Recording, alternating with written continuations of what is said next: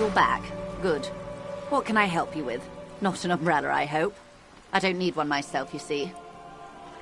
All around you, rain keeps falling down. On the wooden boards she's standing on, and on the water around you. Sadly, I need this one myself. It's hydrophobic, repels water, almost magically. The company makes them for offshore platform personnel. Very sturdy.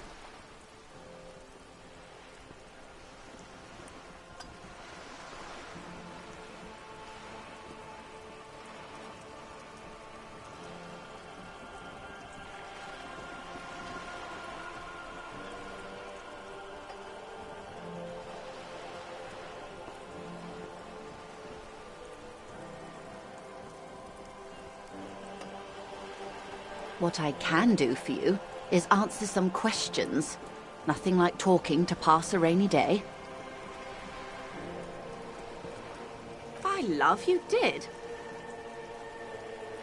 Fast, observantly, like an electronic printer. She is memorizing your badge number. Pleased to meet you, Lieutenant W. Freighter Dubois.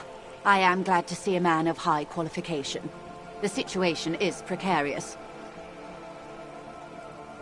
What can I help you with, Lieutenant Freighter?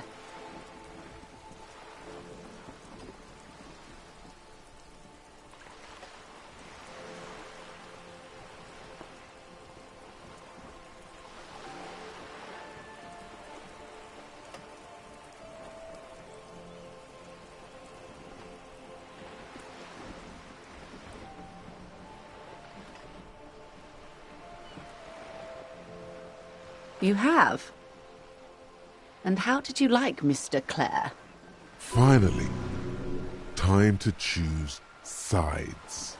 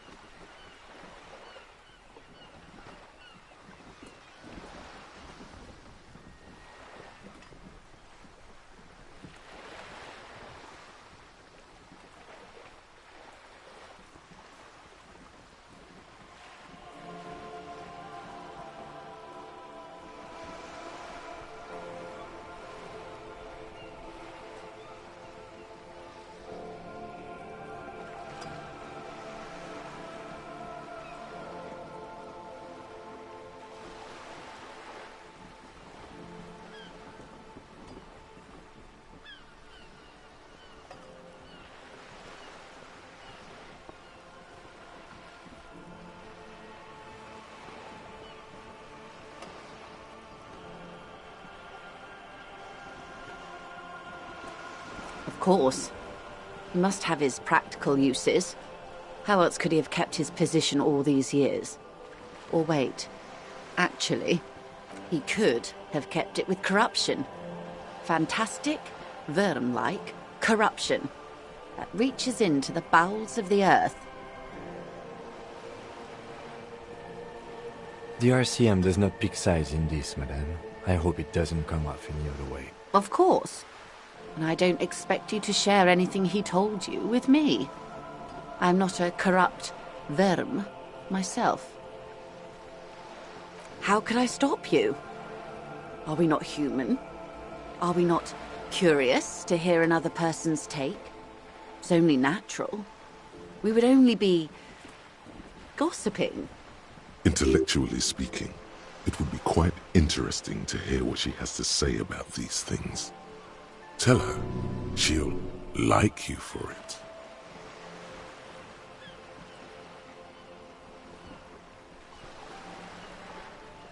Did you now? What sort of borscht is he making?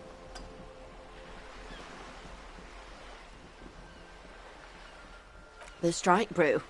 That's a classic. And by turn up the heat, I presume you mean put more alcohol in it?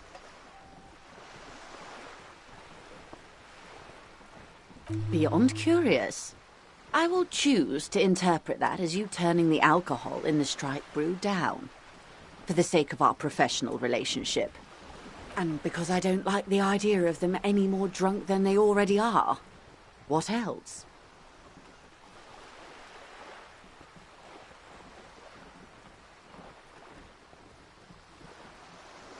Of course, Detective.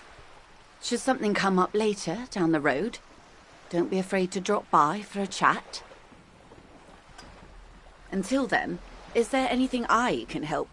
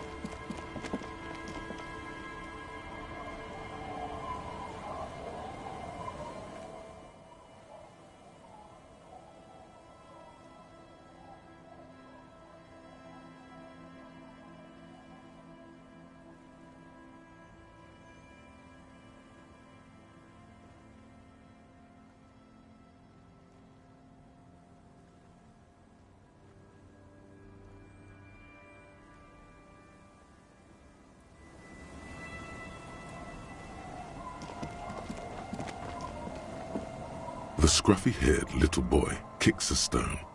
He can't be more than 5 years old. The other one looks indistinguishable from him. He watches his brother kick the stone with his tongue lolling out of his mouth.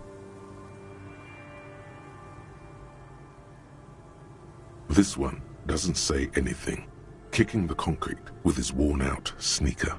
Lily's our mum.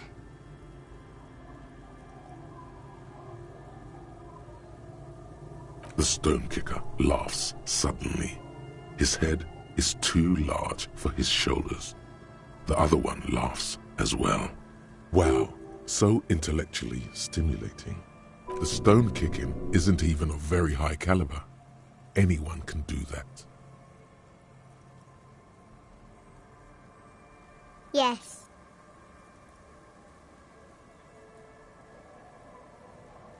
Yes. The stone-kicking one becomes frantic all of a sudden, as if that's something to be scared of. The obvious fact that you just stated. He looks just like me. The boy doesn't answer.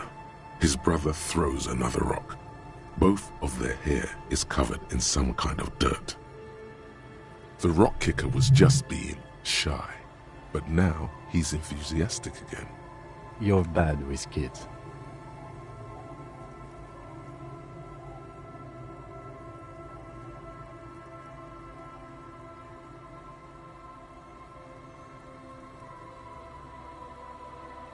Maybe I am.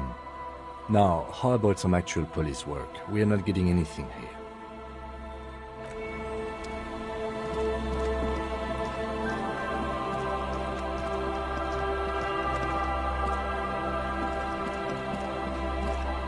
Hey, tequila!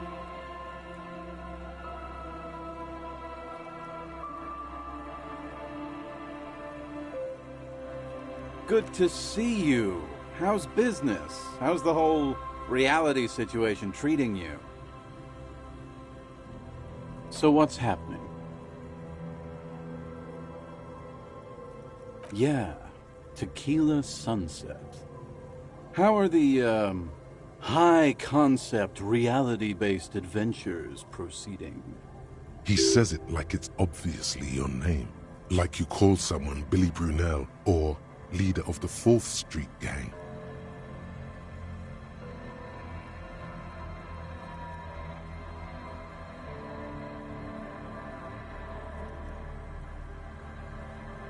It's good to hear that you're on top of things. Talking about used to, did you know that I used to be a real mover and shaker? Sadly, things aren't going that well in Idiot Doom Spiral Land. Haven't found those keys yet, haven't won that great piece of ass back. No word from my business buddies. Idiot Doom Spiral, huh? This is bound to be a good, high-concept conversation. At last.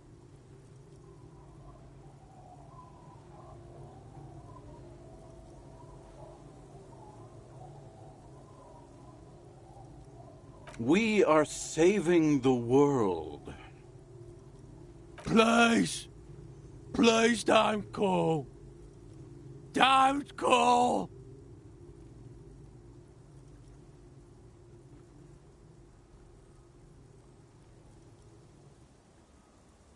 Okay, we're drinking. We're drinking alcohol. That's what we're doing. I tried to save the world once, a long time ago, with enterprise, creativity, and willpower. But that didn't work out. So now, it's a pirate's life for me. It's you. You're Tequila Sunset. We've met before. Don't you remember? No, you sure don't. Aha. Do you want to know how Tequila Sunset came to be? Let me take a sip to moisten up my chords. Tequila Sunset rolled into Martinez last Friday, and by Tequila Sunset, I mean you. The man, the myth.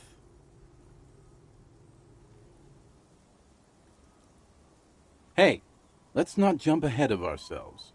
This is your story. Stop interrupting.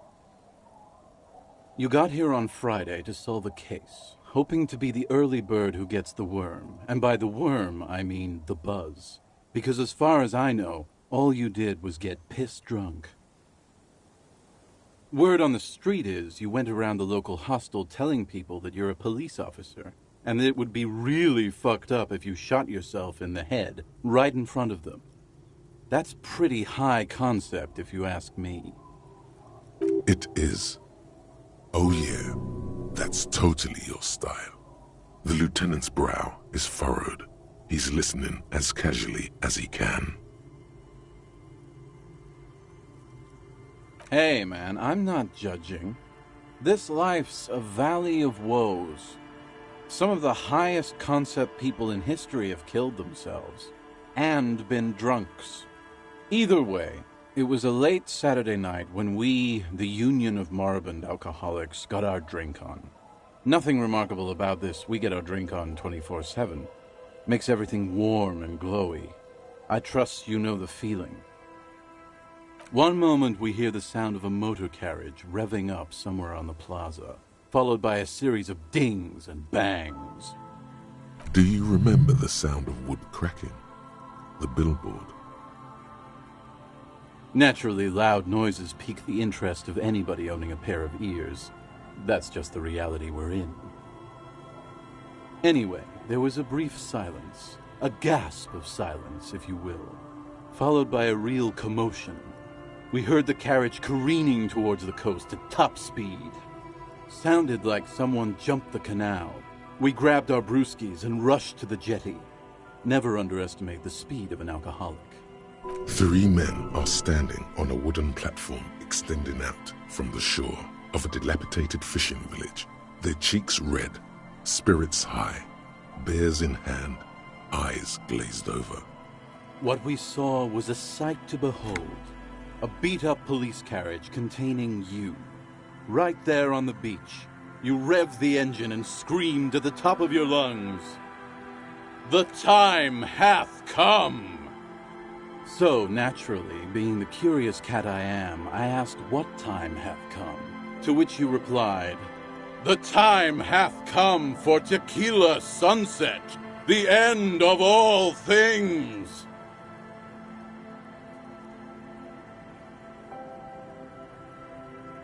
Your reality contracted.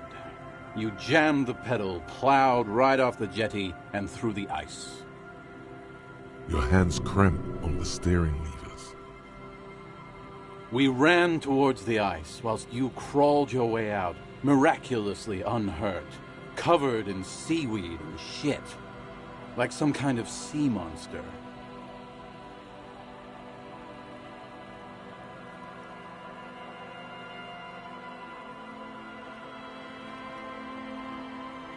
When we finally got there, you were sitting on the beach crying. You said that your badge and uniform were in the car. It was too late to get in there, though. The carriage had sunk too deep. In this way, you and your motor carriage have a lot in common. Recognizing a brother in need, we offered our condolences and invited you to party with us, which you naturally agreed to. We asked about the whole tequila sunset thing, and you told us it was your name now and insisted that we all call you that from then on. No, that's just what your mother called you. Your real name is Tequila Sunset. Just embrace it, brother. Ours. It was an all-night drink-a-thon. Then, at some point, I think it was Sunday morning, you got belligerent and wanted to talk about Revacholian women. How they're beautiful and also whores and so on. How one of them fucked you real bad. After a short while, you crossed the event horizon, looked sullen, got up, and left without saying anything. Wow, that's quite a story. Yeah, I bet Tequila's a fucking legend around the precinct. You must be proud to work with him. If you only knew.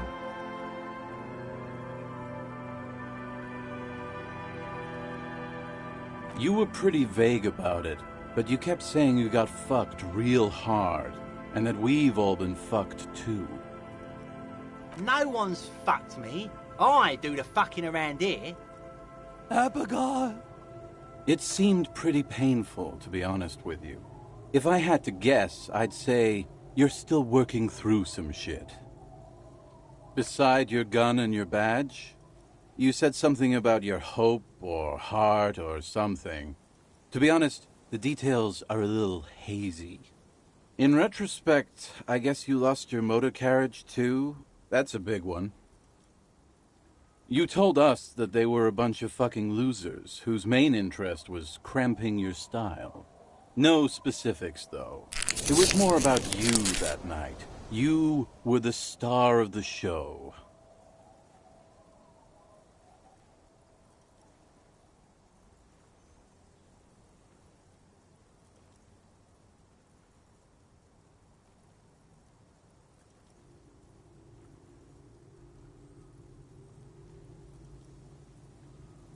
Yeah, you said it was no biggie and that you'd solve it in no time. And that you didn't need anyone to do it. You're doing it solo now. A lot of cops go solo and hermit once they reach that level of alcoholism. Yeah, you kept talking about how the coal mine owners were fucking us all over, just like that woman fucked you. I didn't agree with you, by the way.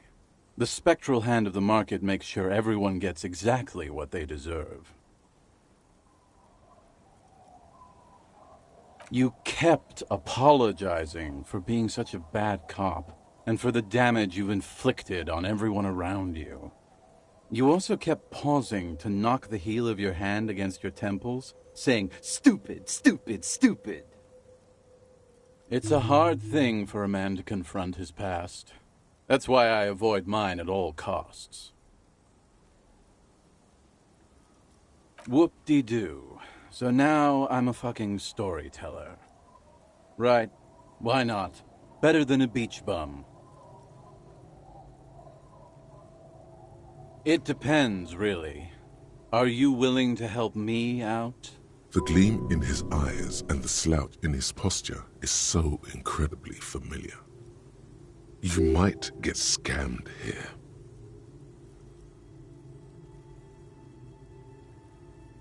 I don't want it, man. I need it. Can't tell stories without it. Dry stories are boring, you see? So, have you got anything for good old idiot Doom Spiral? A bottle for a story. Seems fair to me. Classy. Hey, Spiral Boy, you gonna share that? Don't call Abigail! Shut up, guys. I'm telling a story here. Something happened to you. Something happened to me, too. My actual name is George, but around here, you already know. I was once a reasonably high net worth individual, a founder/junior partner at a high concept creative services agency. When my story begins, I had just landed a major contract with an insurance firm. I used the profits from my agency to finance what I called a cultural incubator. Abstract value generation, value per person, high concept stuff. I developed the paradigm, worked within the paradigm, but the burden of leadership weighed heavily on me. So I went jogging every so often to keep myself sane. 22 full-time employees, an all-star team, a potentially historical set of individuals. Worrying about them often kept me up well into the morning hours. It did. With my trusty Sansarique tracksuit, I felt like I could conquer the world. But now dreams are worn thin, much like my tracksuit. One day I left on my evening run. As you may know, it's impossible to clear your head when you're distracted by the sound of keys jangling in your pockets. His eyes are clouded, his dilated blood vessels encircling his irises like stinging brambles. His eyes are your eyes. So I removed the key ring and put the keys for the front gate and the apartment into different pockets to stop the jangling, you see? At least, that was the plan. I was halfway done with my usual lap when it started to rain. The reality situation became very wet, very quickly. Wet, okay? It was raining really hard. I made my way back home and discovered that I didn't have the key to the front gate. I'd mixed it up with the key to the letterbox, which was useless. Naturally, the situation required me to climb over the gate, which I did. There was no climbing down because I slipped and landed on my ass. Ouch, indeed. Reality was looking rather grim just then. Me lying on my ass in a mud pit in the middle of a heavy shower. But when life knocked me down, I always got up. So I made my way across the yard. Standing in front of my apartment door, fumbling with my pockets, I realized that I'd also forgotten my apartment key. I wish I were, Tequila. I wish I were.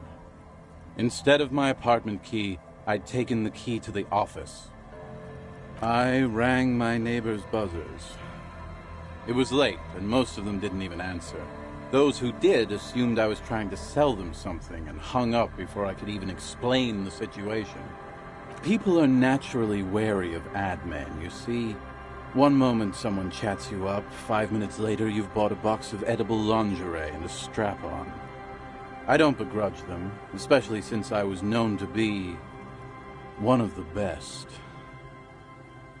Just then, I experienced a moment of clarity. I still had the key to my office. I could wait out the storm there. But when I reached my office, I remembered that I'd asked one of my producers to change the locks that day. And since I hired only the best, he'd already done it, and I couldn't get in. Anyway, long story short, life spiraled out of control. I haven't gotten into my apartment for years, and my girlfriend left me because she didn't want to date a homeless man. The company, well, you see where I'm going with this. So, now you've heard my tragic tale. What do you think? Like nothing you've ever heard, huh?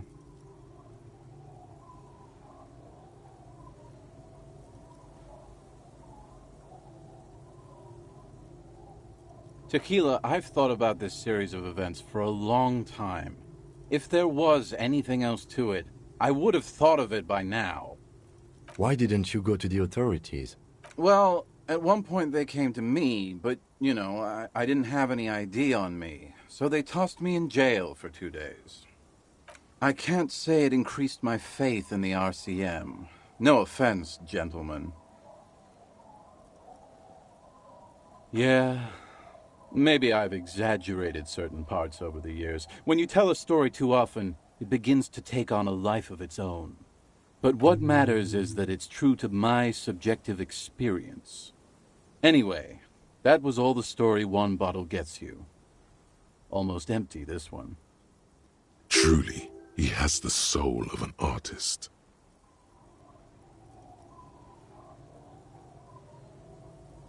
Good fucking question, Tequila. If I knew the answer, you think I'd be hanging out on a beach in this formerly premium but now extremely dirty two-piece lycra tracksuit? I used to own my reality situation. My business buddies and I had our own creative services agency. I had a nice apartment, an even nicer piece of ass. But somehow it all got away from me. Now I can't hang on to anything. Just last week I stole this nice new jacket, but then I lost it too. The only things I haven't lost are these two drunks. A lost jacket? Sounds like a mystery you could look into. My agency, man. The Boom Boom Room. Our concept was combining high art with the lowest forms of marketing. The color red, breasts, and oil painting. I convinced my partners to reinvest some of our profits in an even more high-concept cultural incubator called Thin Air. The artists were happy, the clients were happy. I was financing a group of poets in East Revachol who were developing a new universal poetic language. But then it all went to shit. If it sounds like it makes no sense, that's because it doesn't.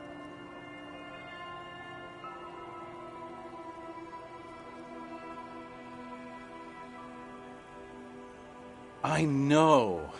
It was fucking awesome. Until I went on a jog, unleashing a cascade of doom that washed it all away.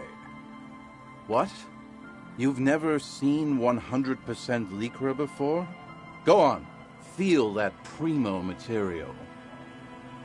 Pretty nice, huh? This might be one of the last of its kind.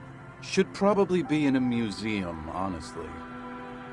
Good God, it's nearly impossible to describe how dirty this texture is. It's like rubbing two jellyfish skins together. You feel about 15% less human for having touched it. Randomized trials have also found lycra, TM, to be associated with a number of exotic, highly malignant cancers, so you also have that to look forward to. And then there's the smell, but you don't even want to think about that. Wow, you're lucky. He never lets me feel it. That's because your paws are fucking filthy, Rosie. We're right next to the bay. You could wash them any time. My fellow members of the Union of Moribund Alcoholics? They're exactly what they look like. Hey, tequila! You want to buy some speed?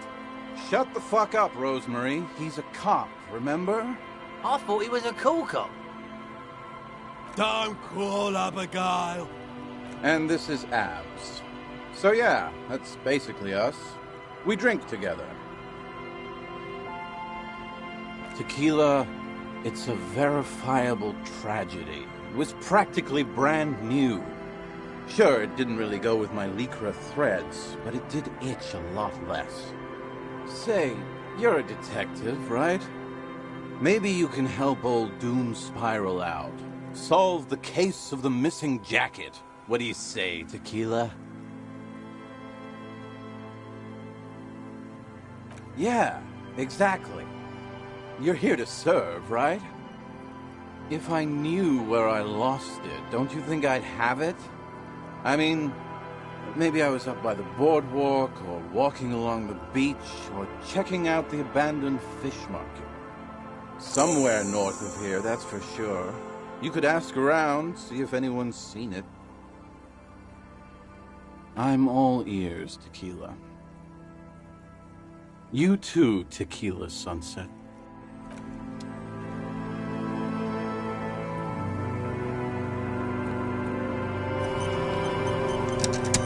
Don't call Abigail. The noxious odor emanating from the drunken man is strong and familiar. Don't you call her. Yeah. Don't call Abigail. Uh-huh. Abigail. Don't you fucking call Abigail. You're not going to get anything out of this guy. He's too drunk. Never thought you'd see such a thing in your life. But this guy's a little too drunk. He snorts and beckons you to lean in closer.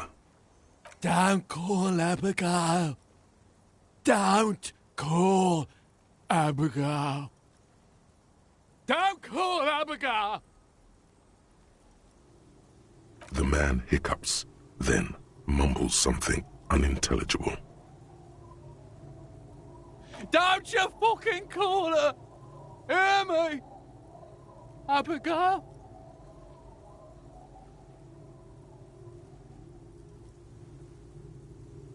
There's no use in yelling at drunks. He's barely holding it together. The drunk man starts coughing a really disgusting, hacking cough. He does not sound well at all. Don't call.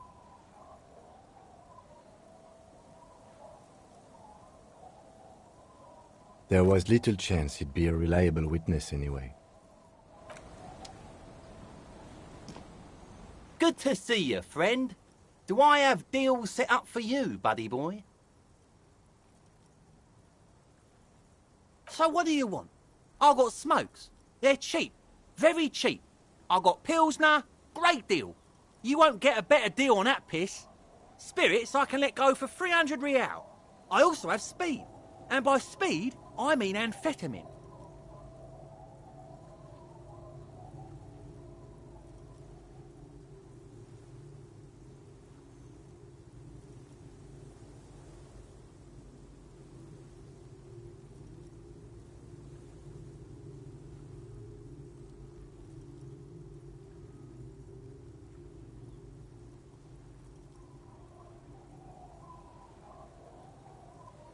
See, friend, it's real valuable.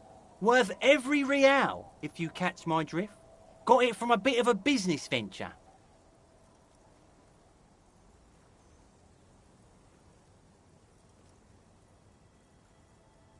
You know, it's funny, actually. He's finding it difficult to focus his watery gaze. What? Keep him talking. This guy.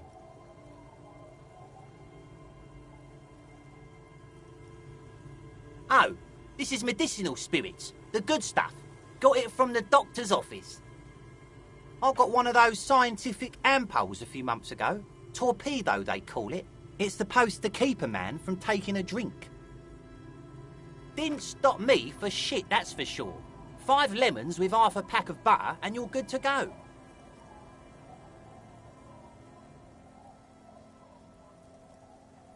It really isn't.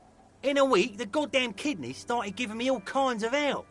Finally, the missus took me to a private doctor's office. Not a charity, the real thing. Those arseholes charged me £4 to remove the damn thing. But I came out on top after all.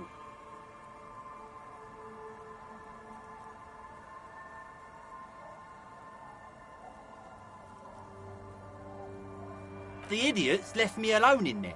Now, I used to teach high school biology. I know what doctors use to preserve dead things.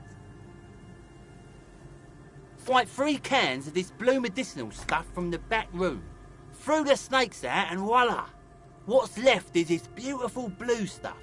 98.7% almost pure alcohol. Snakes or intestinal worms? 2 I already sold to these fine gentlemen here. But this last one is yours for £3 if you want it. Don't say it.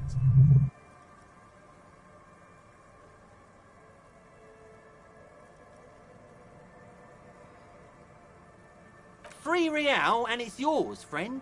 The deal of a lifetime. Well done. You got it. That's a much more reasonable price right there. Makes sense now.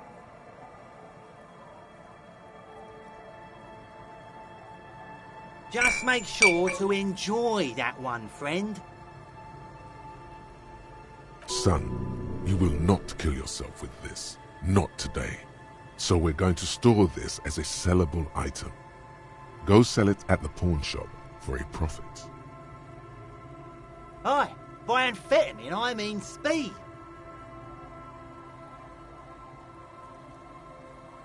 Aye, it's what I said.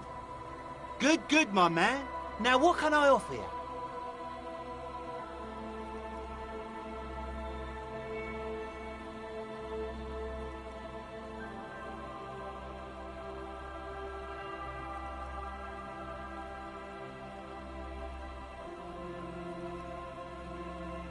Oh, the system's been good to old Rosemary here, and I'm milking her like a bitch goat in the backyard. You see, friend, man makes his own luck, and I made mine real good. Got my hands on 3 bottles of liquor ex-squeeze, sold 2 to the fellows around here, and immediately invested the profit. Bought cigarettes, bought beer, even bought a bit of speed. And look at me now. I got everyone on my hook. The hook? Where is it? I can't see it.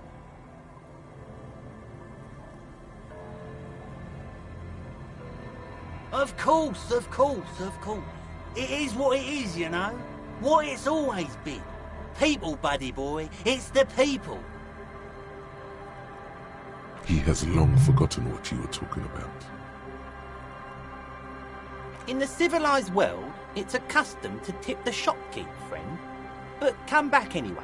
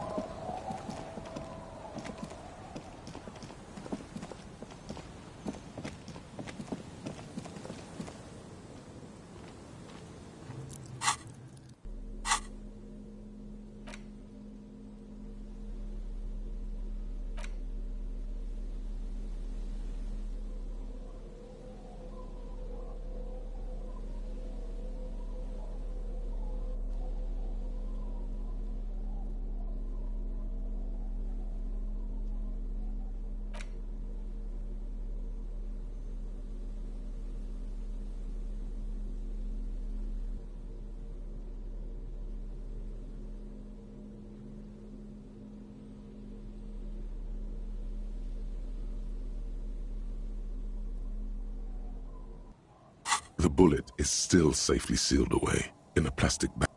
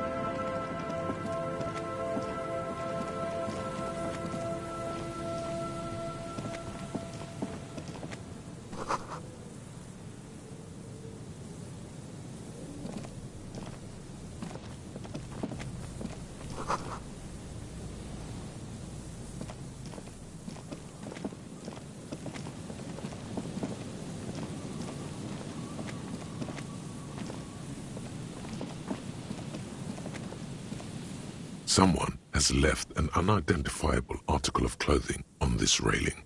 It smells really bad. The cloth, if you can still call it that, makes a soft crunching sound as you thrust your finger into it. It's streaked with dried seagull shit and tangled with pieces of seaweed. A dangling arm suggests that there might be a jacket beneath the crust of filth. It seems likely that it was left in the surf until someone laid it out on this fence to dry out. Unfortunately, that just seems to have stiffened it into a shapeless mass. Please tell me you're not taking that with you.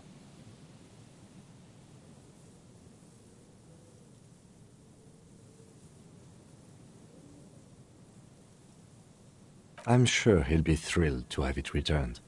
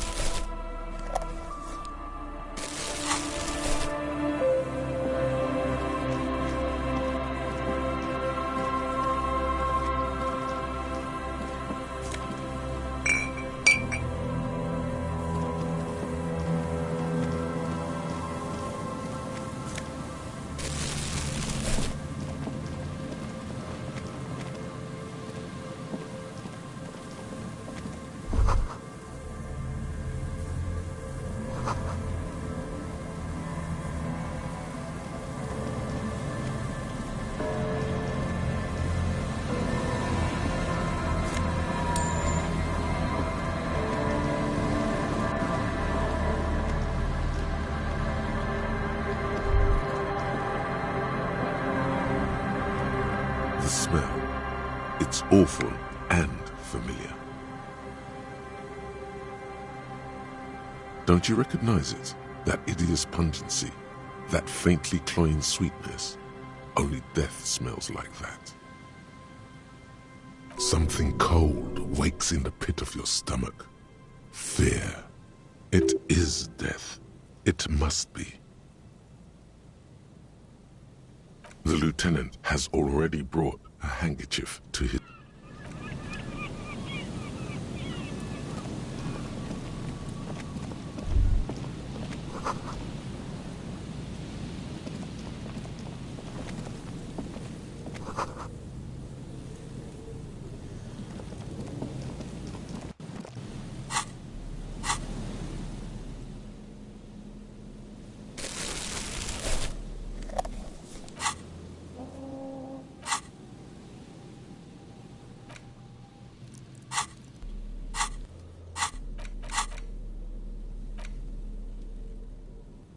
As you hold it in your hands, it makes an uncomfortable crunching sound. It's a sordid, filthy tale, not for the weak. Are you sure you can stomach it? Some secrets are better left uncovered. Don't even try.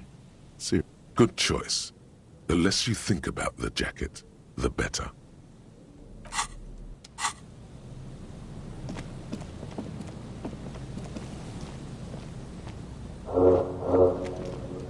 There's some tear, an empty cigarette package, and a crumpled kebab wrapper in the trash bin.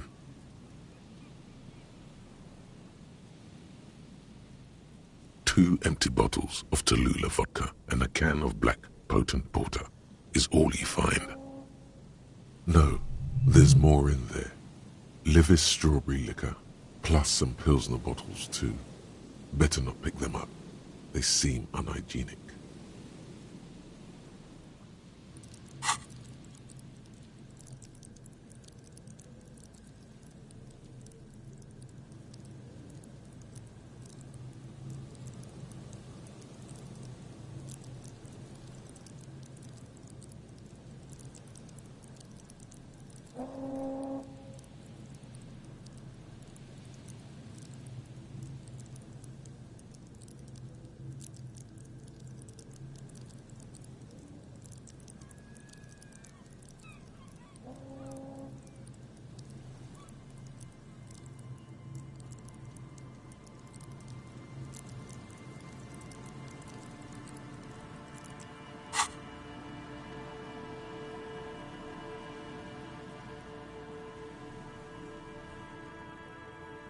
A tragedy.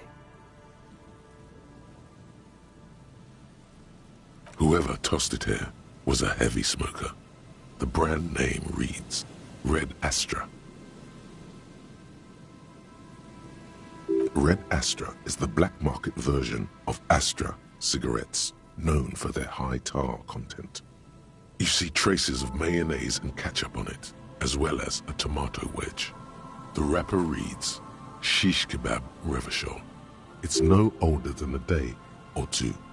No mold yet. It's hard to concentrate in the smell. The sea air brings some relief.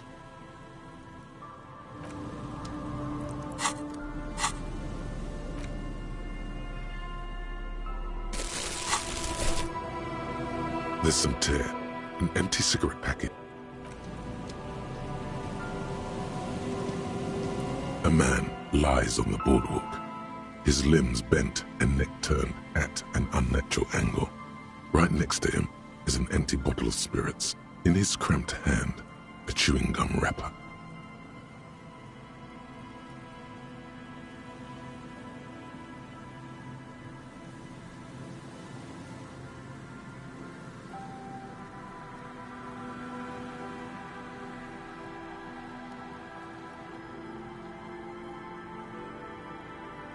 Half of his body has slipped between the cracked boardwalk, starting with the right leg.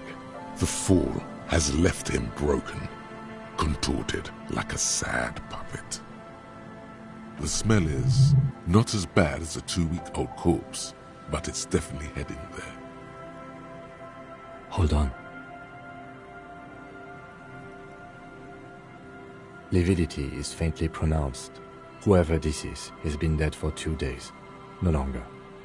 We need to investigate. Calm now. Carefully. Just another day. Just another dead body. Breathe. He's wearing mud-caked boots, beige trousers, and an old brown leather jacket with a bright blue lining. There are traces of kebab sauce on his chest. The leather jacket suits him well. It must be custom-made. You find some sunflower seeds and a rain-soaked library card folded into two. His jacket feels sodden and heavy under your hand. Good. We should take a look at that library card after this is done.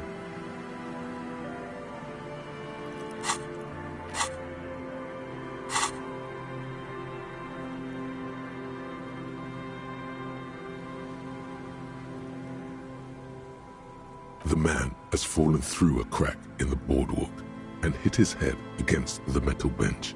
Coagulated blood covers his black hair. One of his feet is still dangling through the hole. You have to be quite inebriated to fall that bad. Well over a liter of pure ethanol. 3 bottles of wine, or 1.5 of spirits. Or maybe it was just dark. His expression is dull, like the sea behind him.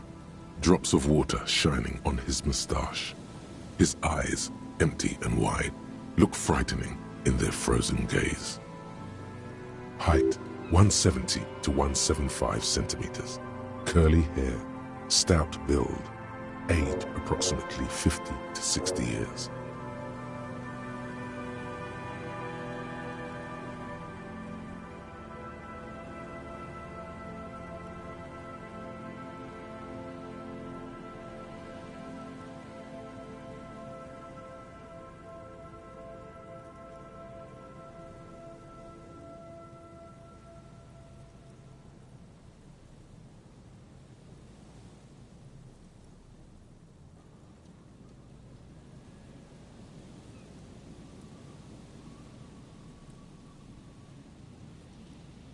There's some dried blood on the metal bench, right where the corpse's head rests. The floorboards are rotten and slippery wet around the hole. An empty bottle lies nearby. A chewing gum wrapper is clutched in his fist.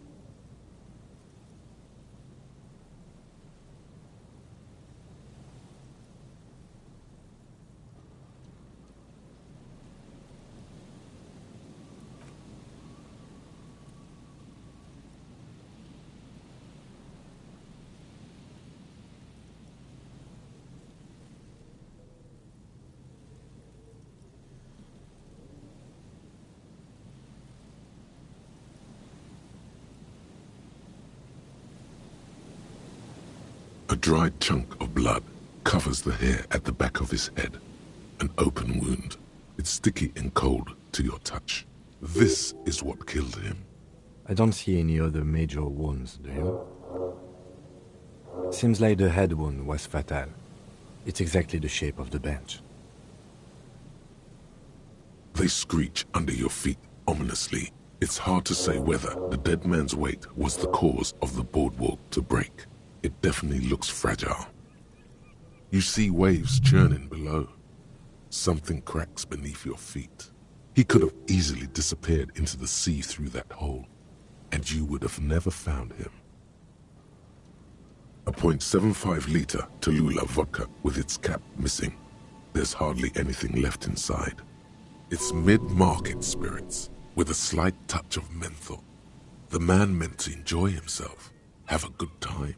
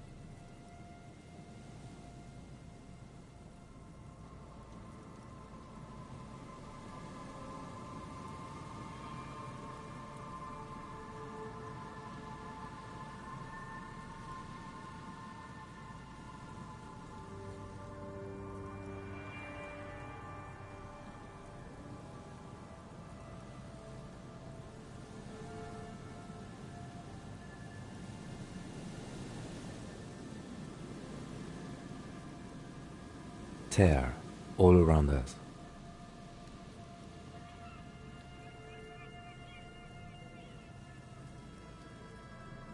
I'd prefer if you didn't collect them this time. It's not proper. Grabowski spearmint chewing gum. Green leaves on the cover. The man's mouth is half agape from the terror of the fall.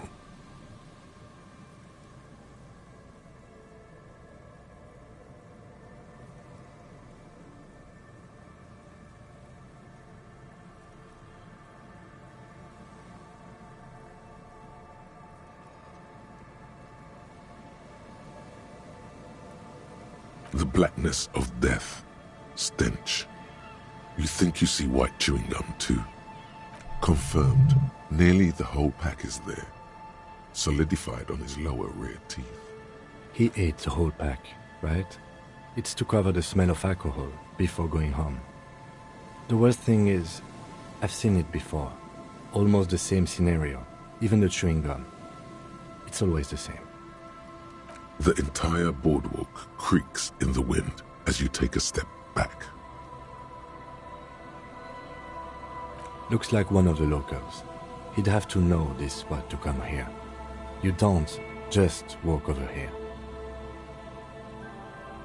But that's just a lazy assumption. What do you think? At least this man knew how to party. Imagine the same scene without the bottle. Now that would be just sad.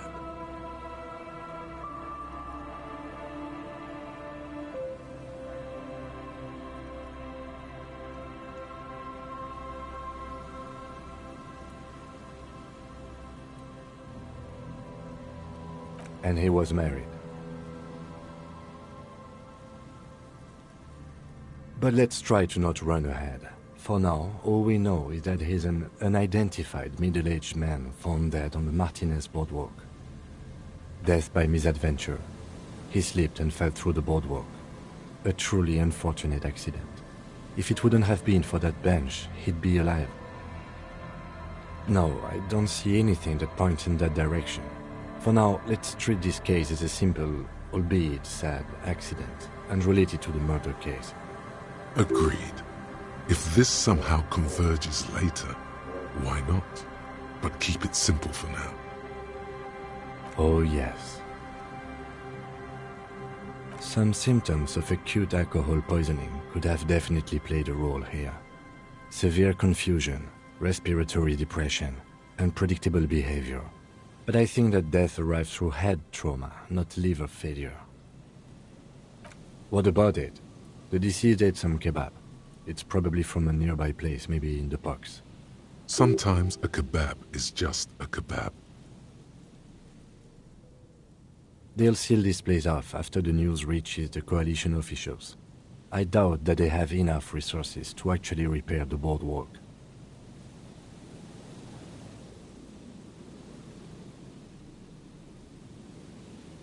Not that sealing it off would keep anyone away. All it does is keep the city council's hands clean. It does seem to be a pretty straightforward misadventure, although there's still a question of identifying the body.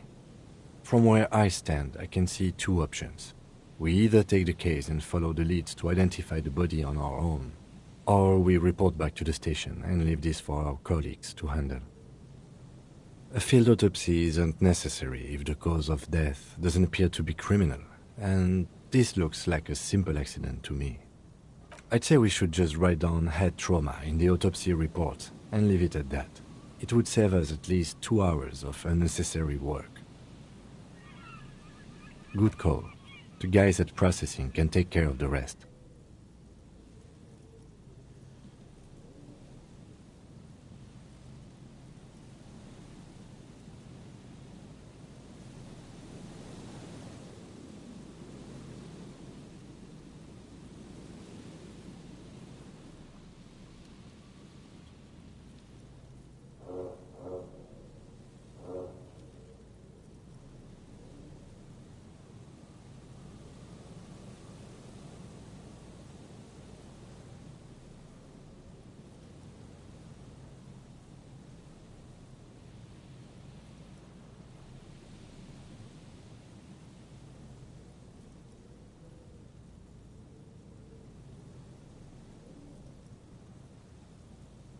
All right.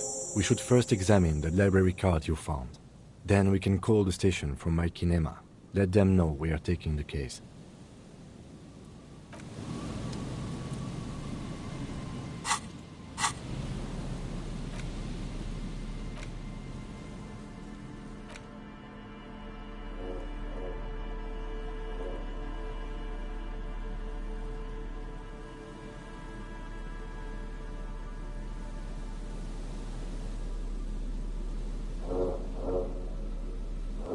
The library card is folded into two and still slightly wet to the touch. The front side reads, Central Jamrock Public Library Card, issued to Billy Mejean, expires July 53. Billy is a unisex name. Could be the deceased or his family member. Whoever owns this card is an avid reader. You find a list of books written in blue pencil. Radio thriller. Stand a little less between me and the sun. The last one in the list is The Glinting Curve by M. Theobald. A library stamp indicates that the book has been returned. Most of these titles seem to be in the sci-fi genre. Some thrillers too. If lost, please return the card to the library. Dial 005 02 55211 or visit us at Moreau Street, 78, Jamrock. Business hours, 900 to 1800. Good. We should give them a call from my kinema. See if we can learn anything about Billy Mejean. Good idea.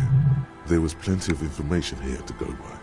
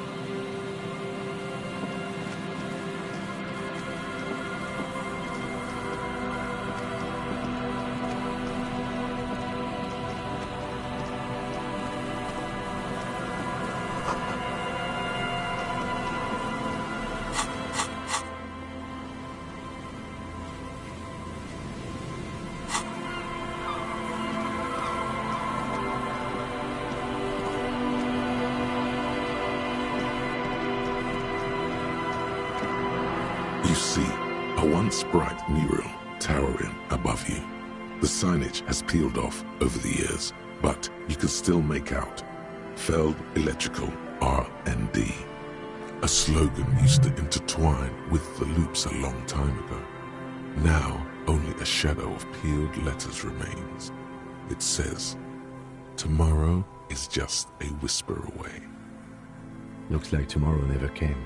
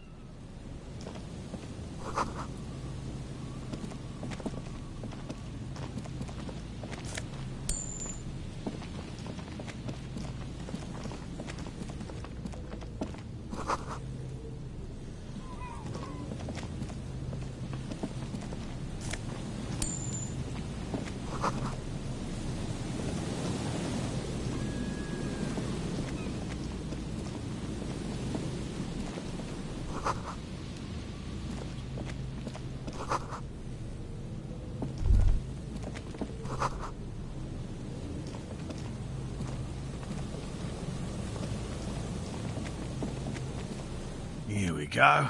Nice and easy. No way out, little guys. Not a There's a cylinder on the ground in which the man is arranging some netting. It looks like some kind of trap. He notices you. Who's there? Oh, the police. Hello, officers. His self-conscious enthusiasm renders his movements ungainly. He looks like your understanding of a scientist. Is that the police? Why are the police here? Don't worry, Gary. I'll handle it. To what do I owe the pleasure?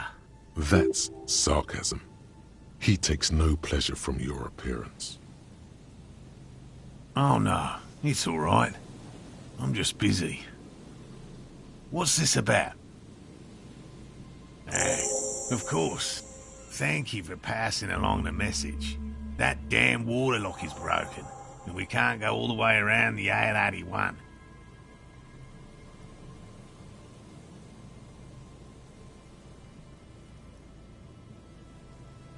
Oh, good. We should really be getting back. Gary could use a hot shower and a warm bed. Did he say we can go back now? Yes, Gary! We can go soon! If you see Lena, tell her I won't be long. Sir, your wife is waiting for you.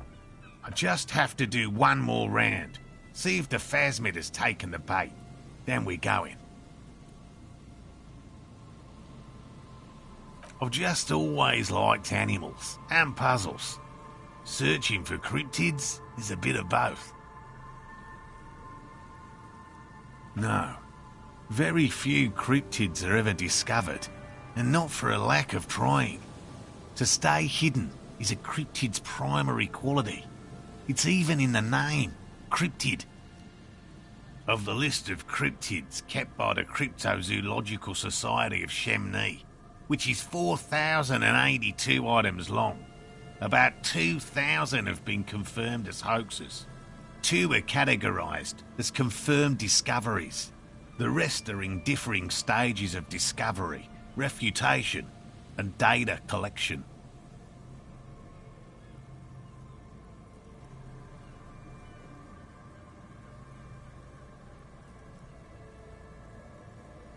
Yes, the Chateau Quan forest pygmy, who turned out to be an extinct species of primate, and a cave salamander from Yugograd, who is, honestly, quite unremarkable. It's in a zoo somewhere. We cryptozoologists are brutally honest with ourselves, more so even than the public. With cryptids, most cryptids are hoaxes or they are never found. That does not mean we should stop searching. Do you know what the success rate in pharmacological research is? 0.00003% of bioreactive agents have reproducibly beneficial effects. Yet science persists in the search for medicine, as we persist in our search for new species. He has clearly done his math on this. There is no surprising him or swaying his opinion. It's not child's play, just because I have to traipse through the mud every so often. Real. I know you think one is a respectable profession, while the other is superstition. Everyone does.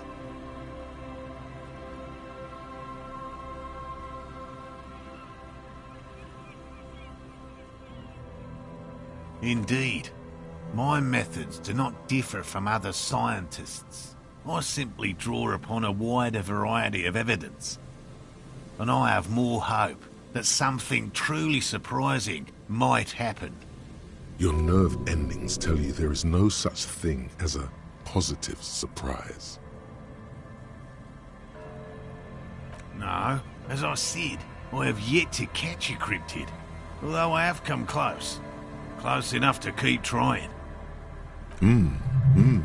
Interesting. Something for later, this close call.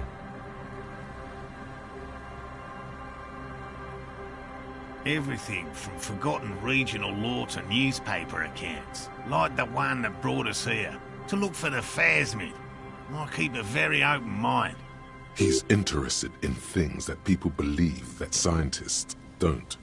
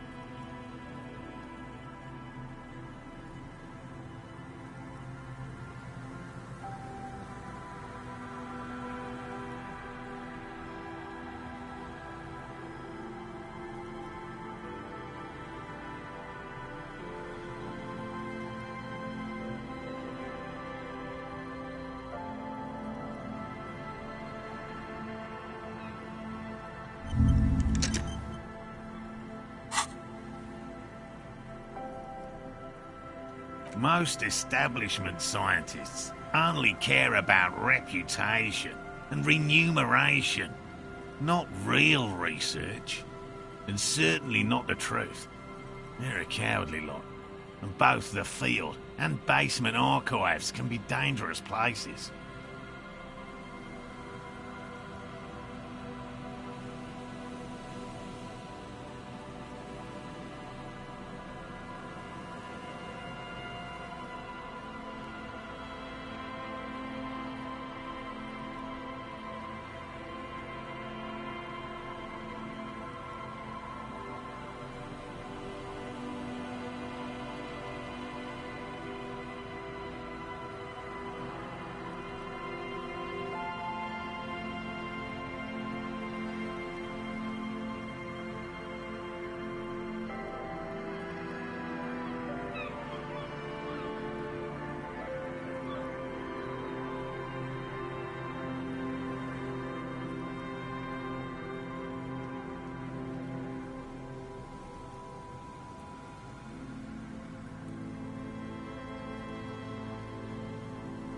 Yes?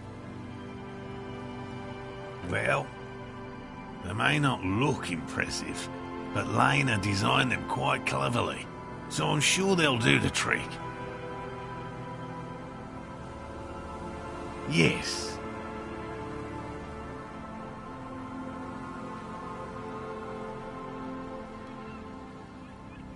Simple.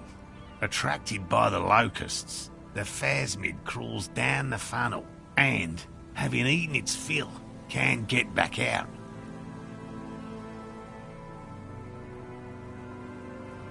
At least, that's the intention. The net isn't a perfect solution, but we didn't want to use anything that might damage the specimen's delicate exoskeleton. Locusts. Nearly all known phasmids are herbivores, of course. But we've hypothesized that the Insulindian phasmid might occasionally prey on other insects. Inside the traps, a number of locusts crawl and tumble over one another in a tiny, chittering swarm. A meat-eating stick insect? Does it pretend to be the reeds as part of its ambush behavior? This seems unlikely. Thank you for your opinion. We have also included plant material in the traps to satiate your skepticism.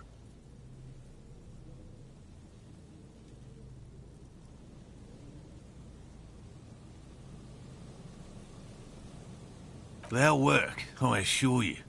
The predatory hypothesis, using locusts as bait, accounts for the failure of previous efforts by other teams, which use plants. We have given this some thought. The traps do seem to be deftly and thoughtfully constructed. It's clear the cryptozoologist's wife knows what she's doing. Yes. What?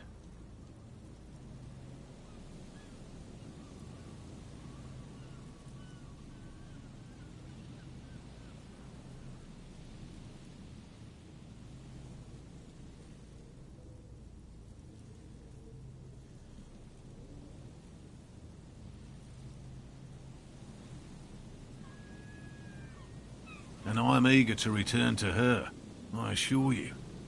But I can't leave before we've finished with these traps. My wife understands that just as well as anyone.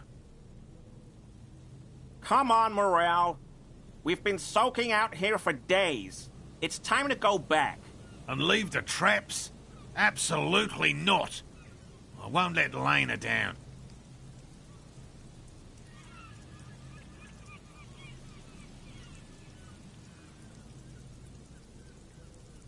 Come on, she wants us back. I'm soaked up to my nuts over here. We'll both catch reed crabs if we don't dry out soon. Of course it's important to her. She's seen it. A verified sighting, on record. One of only 4 this century, and it's hers. She's seen it? Yes. That's how we first came to know one another, in fact. But that's her story to tell, not mine. Suffice to say, it's long been our dream to find proof of the Insulindian phasmid together. I can't abandon course now.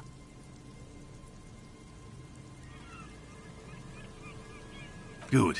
A good quality to have, both for a police officer and an experimental zoologist. I could go for some trap setting.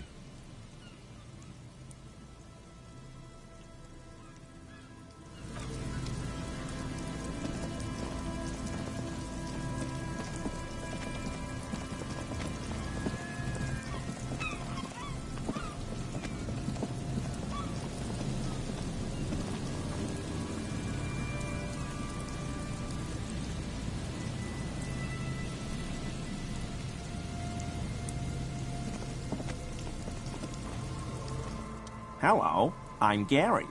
How do you do, officer?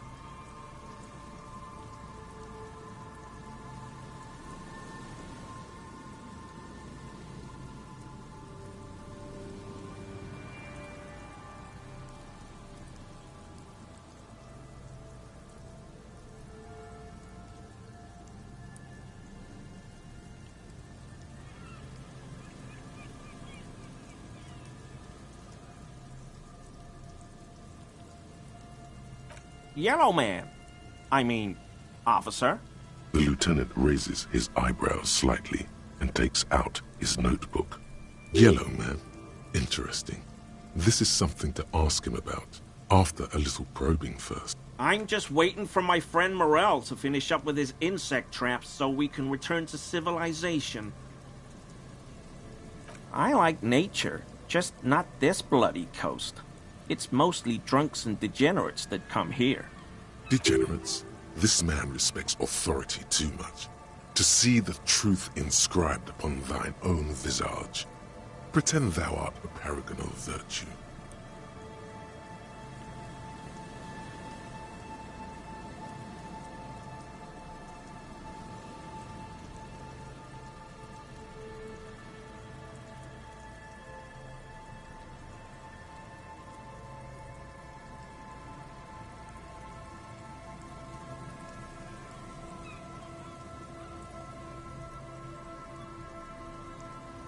I've been tempted on occasion, but someone has to stay strong for Revacol.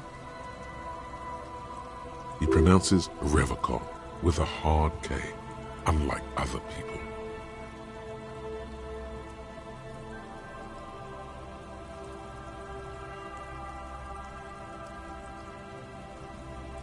My mug? Why would you think that? His eyes widen at the sight of the mug. He's seen it before, all right.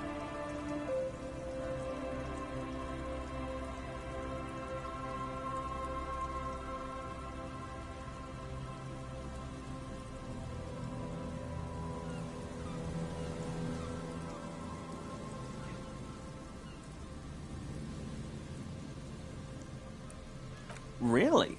I hear it all the time. All in jest, of course. No offense meant to anyone.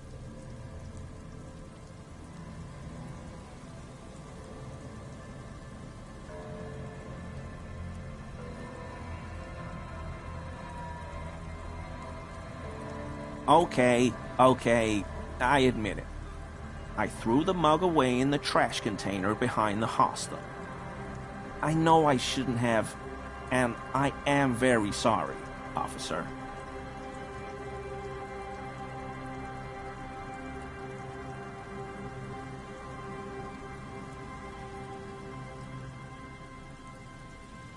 You're not going to find me, are you?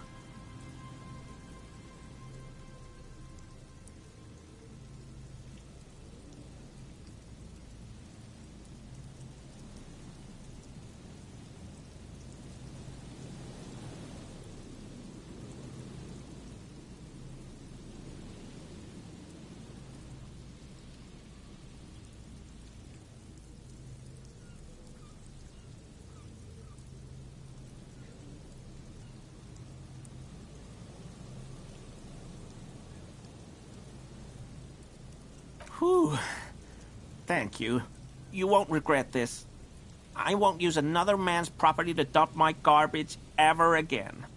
I don't know what got into me, really. Work has been stressful lately. Damn Koiko's price dumping us out of competition. What did you do, Gary? Nothing. Nothing. Just answering some questions. Helping out the law. Here we go. Start pumping that sweet info.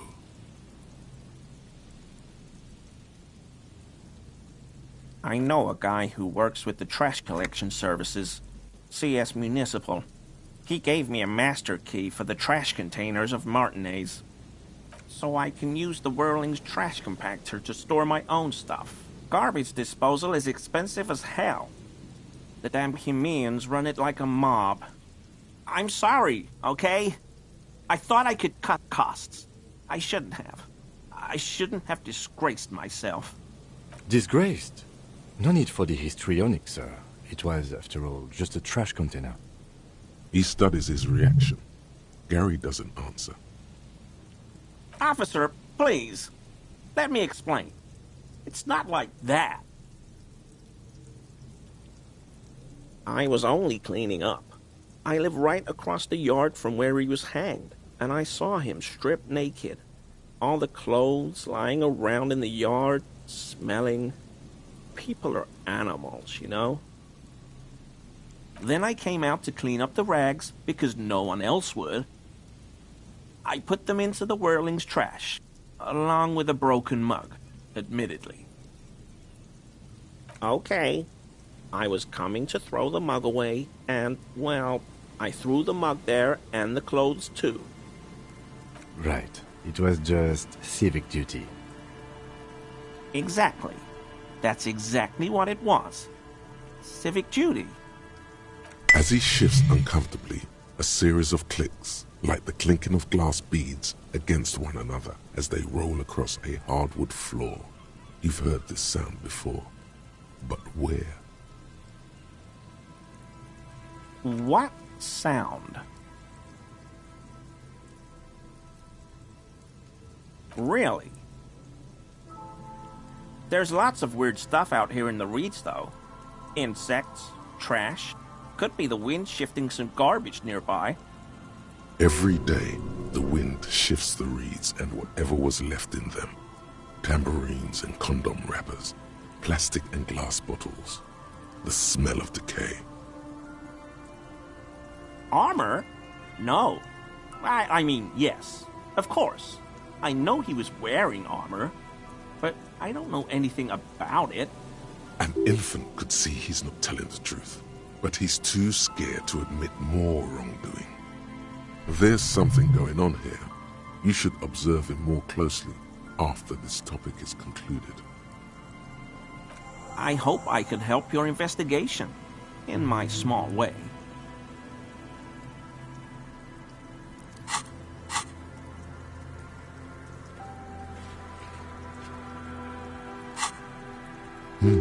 Does this mean you were in his apartment, admiring his colonial mug collection?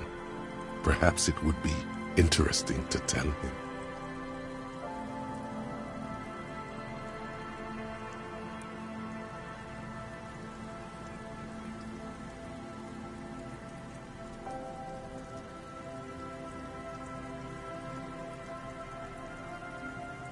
I like to pronounce it the hard way, the old way, the Vespertine way. The stupid way?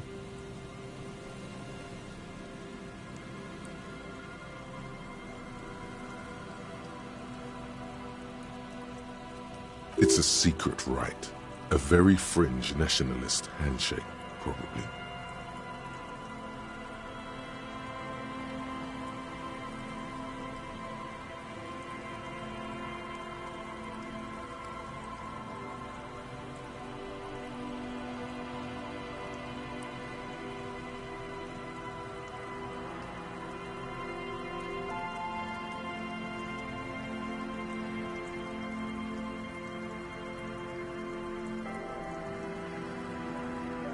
I told you everything I know, sir.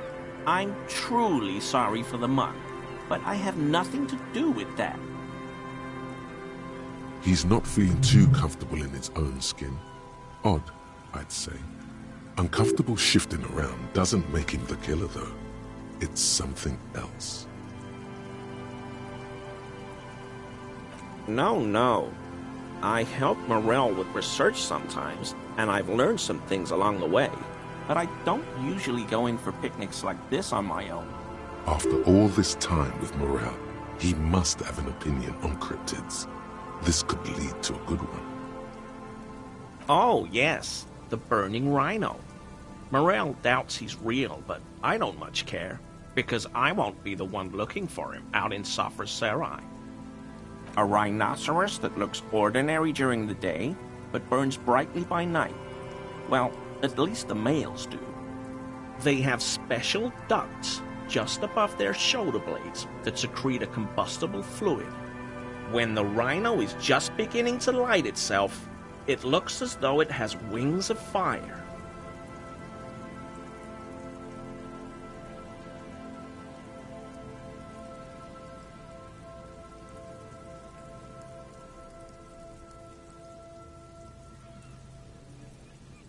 But how is this combustible fluid lit?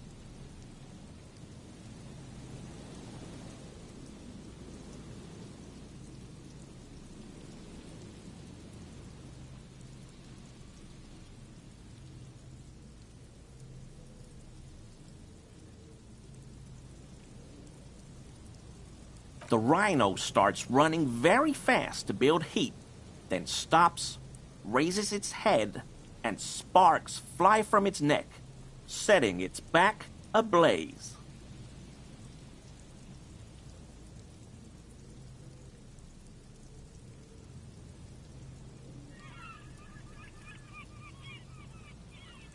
Yeah, well, Revacol used to be a flaming rhino once, a long time ago.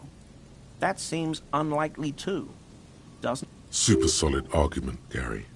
Can't argue with that.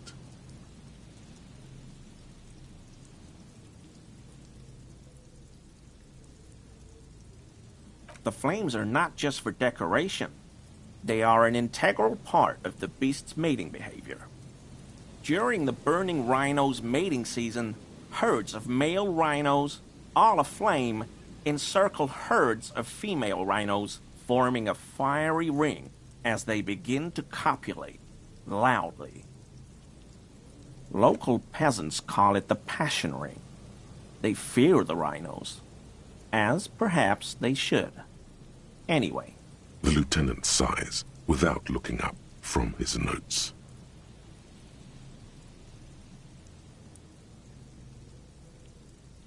Not many sealites here, or anywhere, other than Sail. I meant no offense, truly. Do you remember how, when we met Measurehead and I said the next races will be a really good one?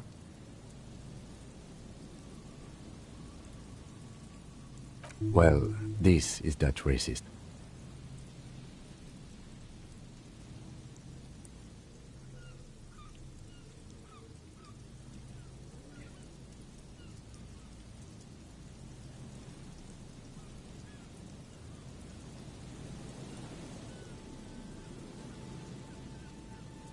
Hey, man, all I meant was there are not many sealites around here. I'm just stating a fact.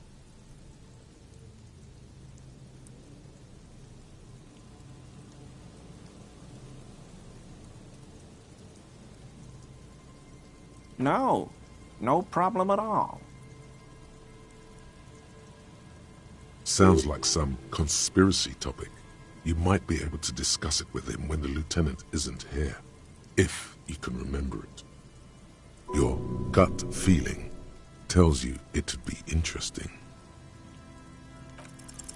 That shirt looks very uncomfortable on him. Look at the buttons, barely keeping that thing together, as if something is ready to rip out from underneath. Yes, like a piece of ceramic armor, for example. One that makes a clicking sound when the plates meet each other, resembling pearls or marbles. stolen from the corpse in a yard near where he lives. I knew you'd figure it out, officer. I'm sorry I didn't tell you at once. I was ashamed of what I did. And I didn't want you to know. We're not detecting falsehood, sire. He's gearing up to admit the truth. Gary, what's going on? Later, Morale. I've got apologizing to do. No, you've got explaining to do.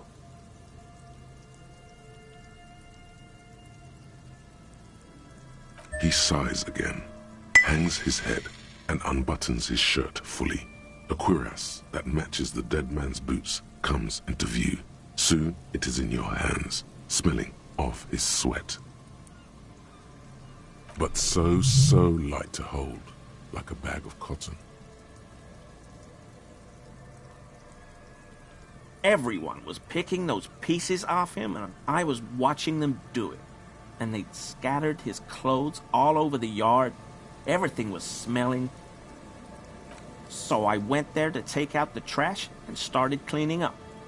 All those rags on the ground, him swinging up there, and I had a lapse of honor, sir. I thought, he's a foreigner. They all say he wasn't from here. Only the cuirass was left. So I stripped it off him. It was early in the morning. No one saw me. I took it with me. It was a mistake. Had I known it'd give you guys trouble, I wouldn't have... Fuck. We're detecting sincere contrition here, sire. He's not trying to flatter anyone. It's okay. It was a loose end, and you are tying it up now. I'm so fucking sorry I called you Yellow Man. Sealite officers commanded the suzerain's navy. Most of them sided with the king when... They were thoroughly conservative men, he realizes suddenly. Because I was weak. I should have told you the moment I saw you, but... The hell, Gary? You in trouble?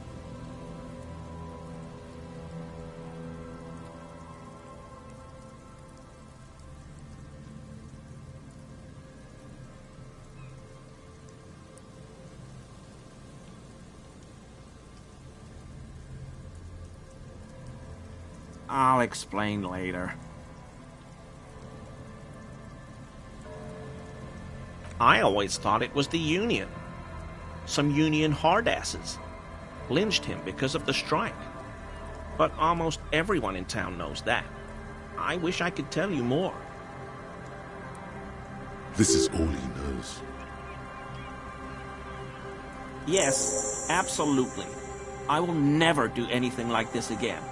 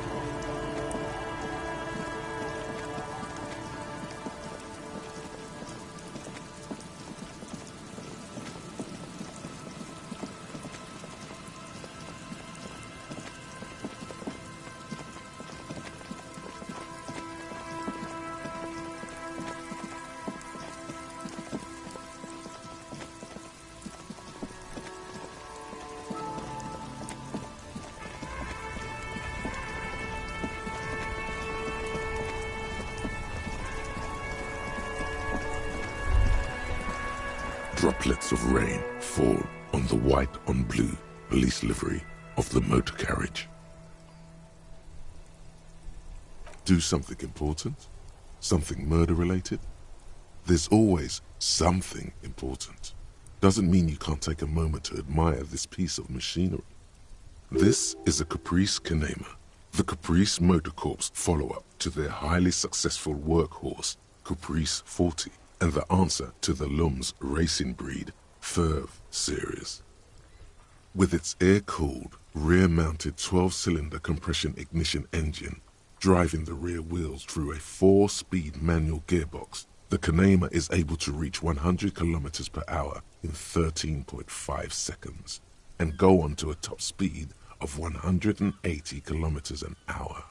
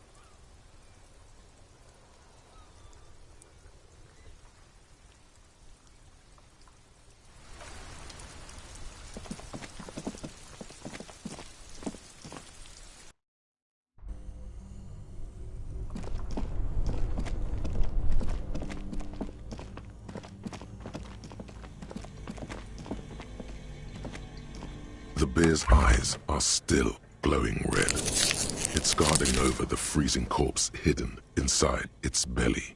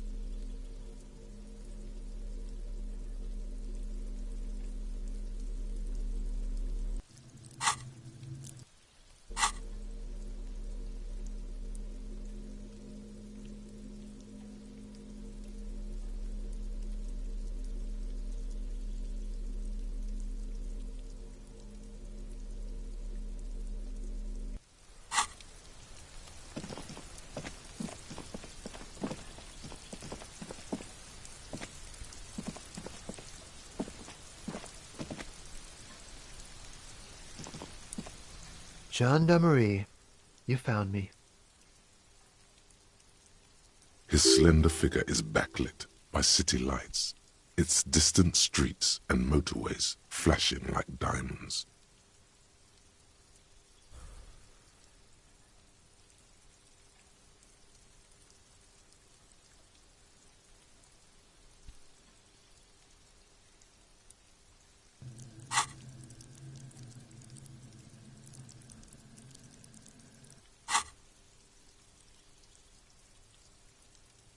And his shirt is still unbuttoned. Beautiful. So tell me, are you here to make things right again?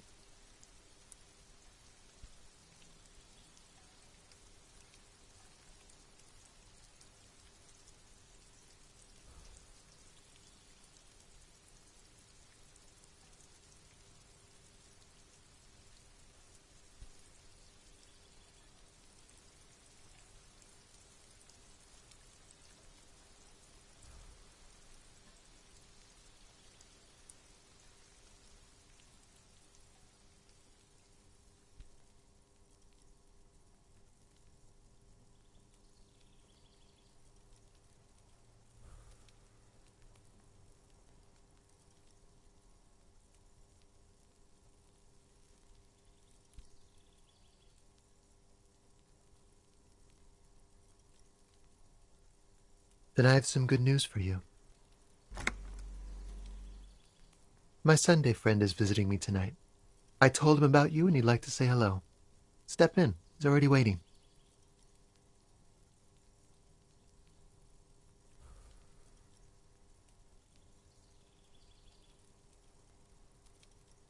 Trust me, you do.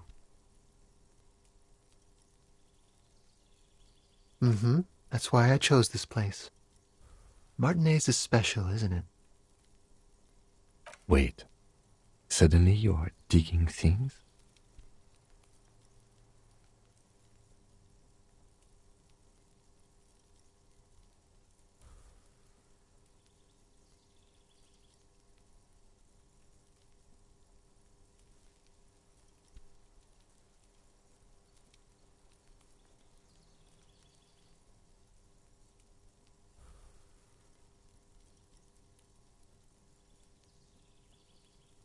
That's nice, but I don't have anything to tell you. It's my friend you're looking for, not me. He takes another drag of his unfiltered cigarette and looks around. It's getting dark and the neighboring windows have lit up. Downstairs, a cat crosses the yard, disappearing into the bush. Besides, I've got to run. Something tells you you're never going to talk to an individual this cool or mysterious ever again. To the city. It's a beautiful night. A man on high heels stumbles out of a basement club, music blasting over the entire district.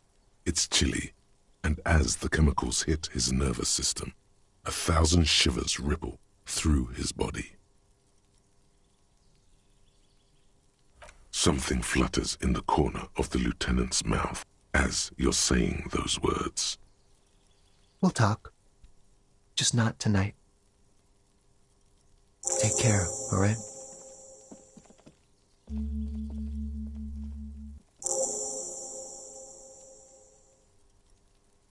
And he's gone again. Looks like it's becoming a theme for him.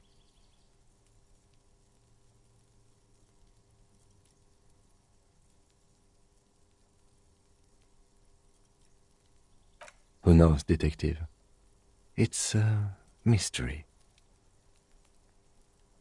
Different, of course.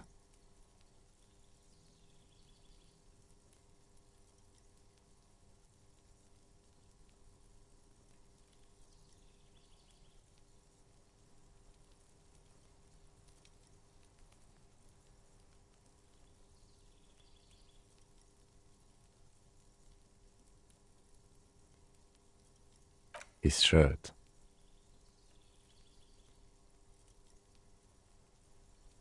His shirt. He's trying to dive deep into the mysteries of his shirt. His shirt? No, I don't know why his shirt is always unbuttoned.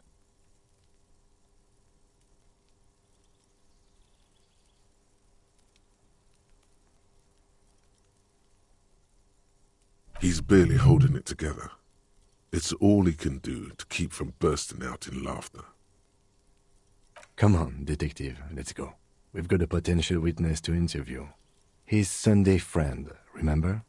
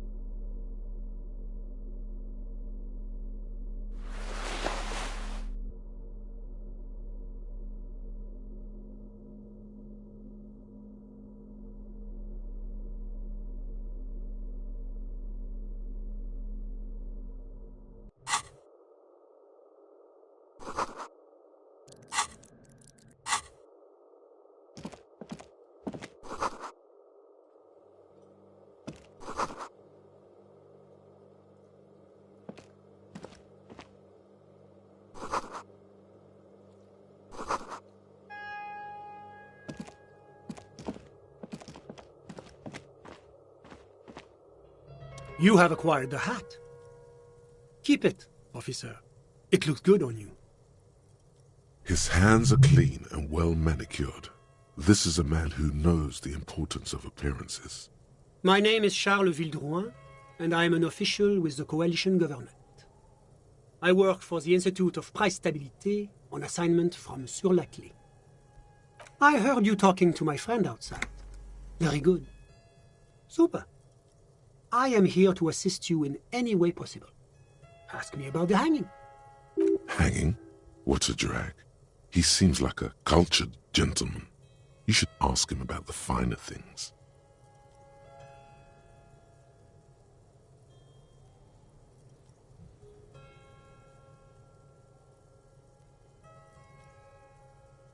I got it from the head of the Samaran delegation on my trip to Lomantang. It's made from a special charcoal-colored bamboo. It's an emblem of the formal normalization of our diplomatic relations. He's alluding to the decade-long war of independence, while deftly brushing aside the complex causes behind the conflict. That's really all I can tell you about it. The lieutenant takes out his notebook and nods to you to proceed.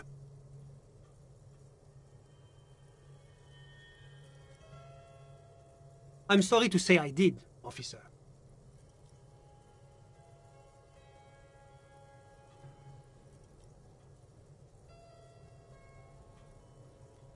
Because I did it? He's clearly not a man accustomed to being spoken to in that manner, let alone to being accused of murder.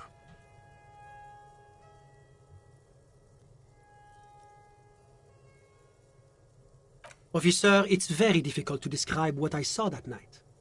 It was so surreal to me, like in a play.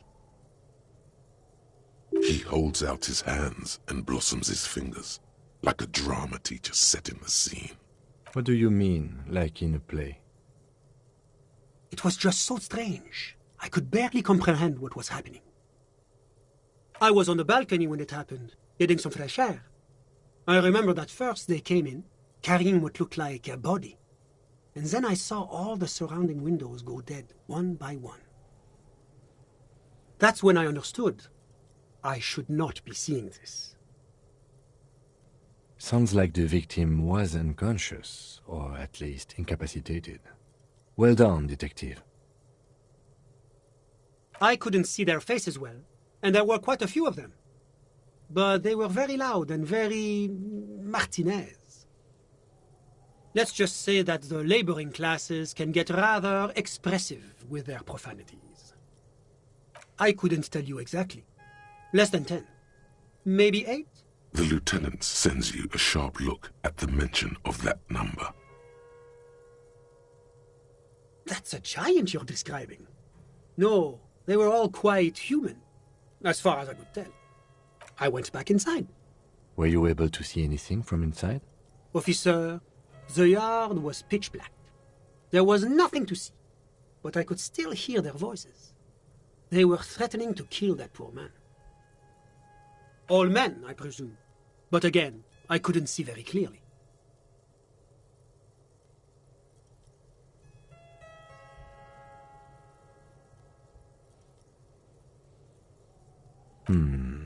But we are fairly certain the lady driver was present.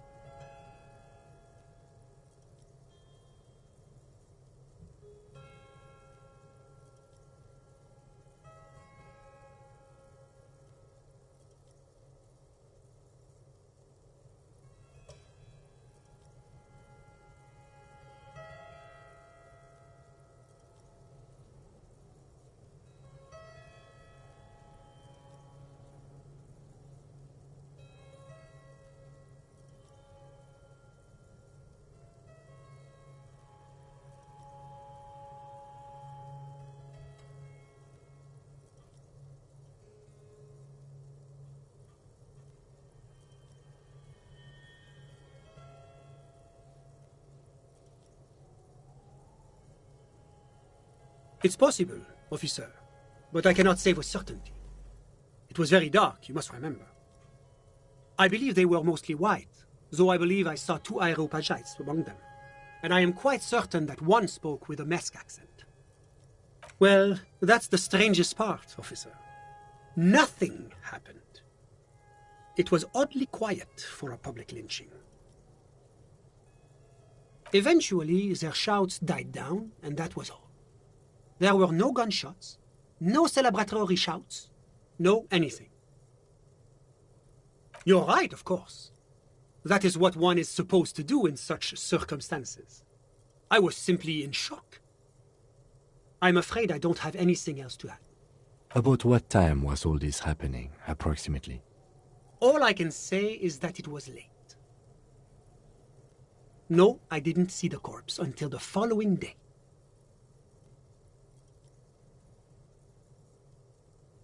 Of course, anything I can do to assist the RCM.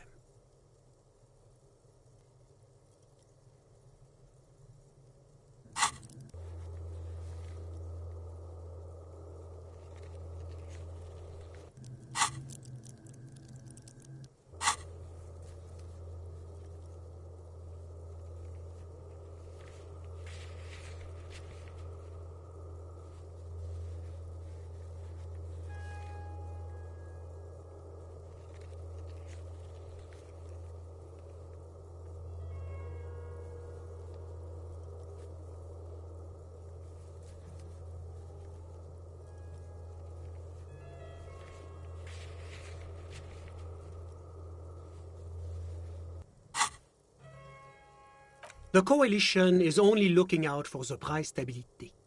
Inflation is a killer, like a heart disease blocking the normal circulation of the economy. It must be controlled. The economy impacts the entire international community, which is why it requires international oversight. Well, I'm renovating it. It is an interesting project.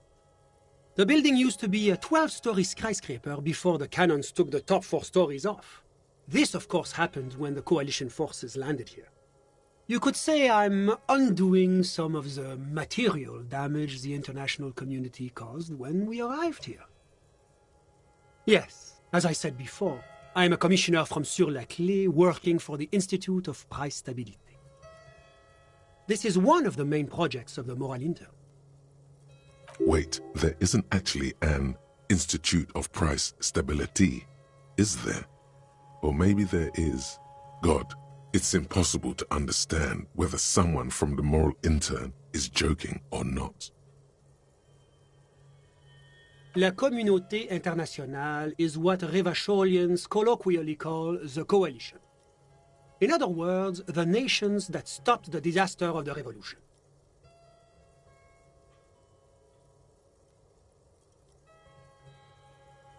Your employer, technically speaking, the governing authority of Revachol. The RCM is but one part of this provisional administration. It is the most important thing. It's the central goal of any sound monetary policy. Maintaining the price stability is essential to maintaining high levels of economic activity, which is essential for maintaining high levels of employment.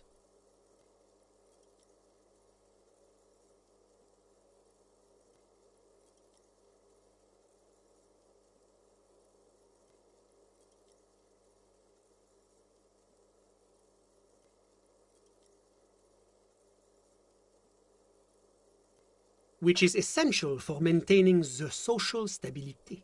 Basically, it makes sure the price of bread doesn't change. Précisément. Too much inflation, bread becomes too expensive. Too much deflation, it becomes too cheap for bakers to produce. That's why the Institute of Price Stability works to keep inflation just below 2%. But not too far below, no. Too below is also bad. Below. The coalition believes in the importance of informing the public about the benefits of the price stability. Transparency is one of our principles. Would you like an informational pamphlet? A sound monetary policy is essential for addressing uncertainty. Stability is the raison d'être of the moral intern. It's the reason why I identify as a moralist. But oh, I don't have my leaflets on me today. That's too bad. You can always call our information line. Making information available is part of the moral intern's commitment to transparency. It's the International Organization for Moralists, hence Moralist International. The Institute of Price Stability is just one of its many mind babies, as is the Coalition.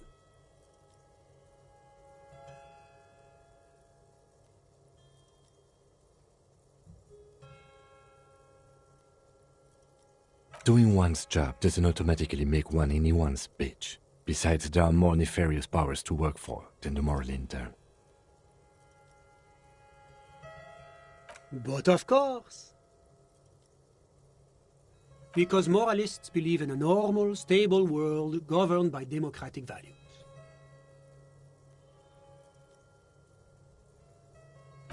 Me? You've managed to catch the lieutenant off guard, but only for a moment. He quickly recomposes himself. I'm a lieutenant of the RCM, dedicated to maintaining law and order in Ravachol. A very moralist answer. The Occident is part of the normal world. Oranje, sur la clé.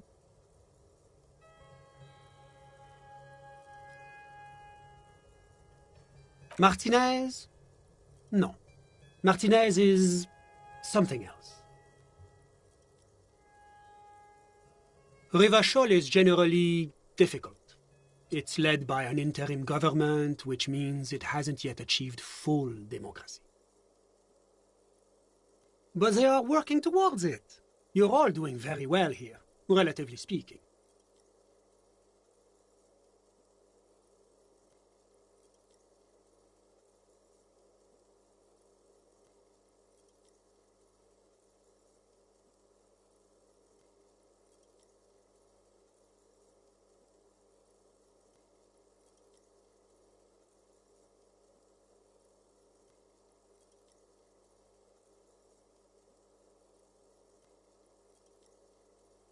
Is this option D usually the most reasonable answer? Sounds like you're a moralist indeed, my friend. Welcome. Moralism is all about compromise and achieving the achievable. It's pragmatic, realistic, and level-headed, an ideology for doers. Are you a doer, my friend? It looks to me like you are. Now, enough of this delightful political interlude. Was there anything else you wanted to ask? What's there to say? Sur-la-Clé is a modern, urbanized country that measures very high on the Human Development and Freedom Index. Mostly, though, it's known as the executive heart of EPIS. Moreover, it is a great sponsor of less emerged countries. Revachol is only one of its many darlings whose progress it supports and cherishes. Darlings? That can't be an official designation.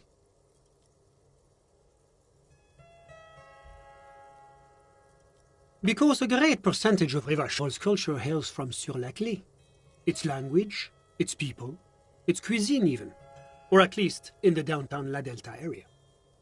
Jamrock and other parts of the international zone have been mercifully spared of Sur-la-Clé's love for meatballs and mashed potatoes. Oranje is an exemplary nation who, as a core member of EPIS, contributes 28% of our annual budget. Next to Sur-la-Clé, Oranje is probably the most prominent member of the international community. Oranje's economy is one of the most advanced in the world. It has successfully transitioned from heavy industry to advanced services and generally acts as an engine for sustainable change in the international community. But that didn't tell you anything about Oranje. About what? Oh, it's very urban and very well organized. Their streets are clean, their horse cars run on time, the people are polite and efficient. Like I said, they are an example for less emerged nations to follow.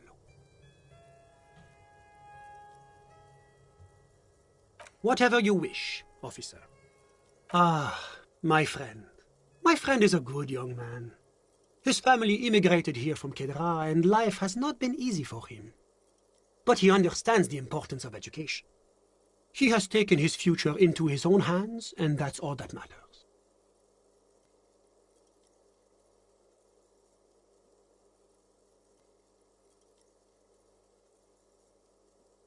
Sorry, who?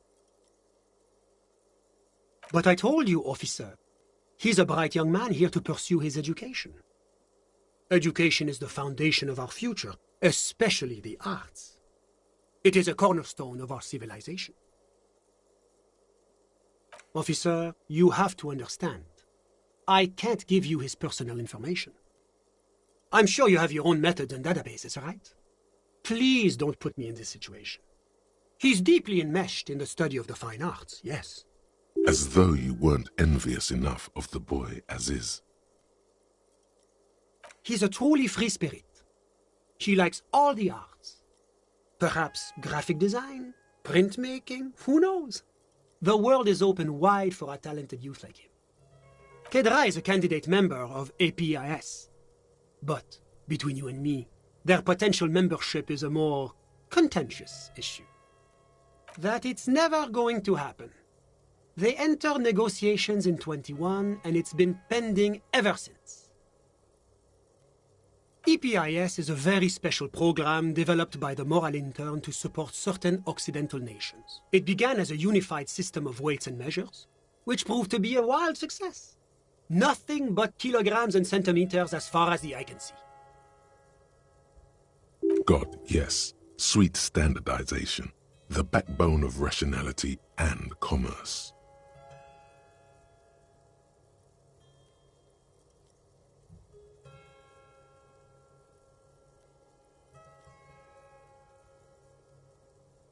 It was such a wild success that we expanded it into an economic union for the processing of steel.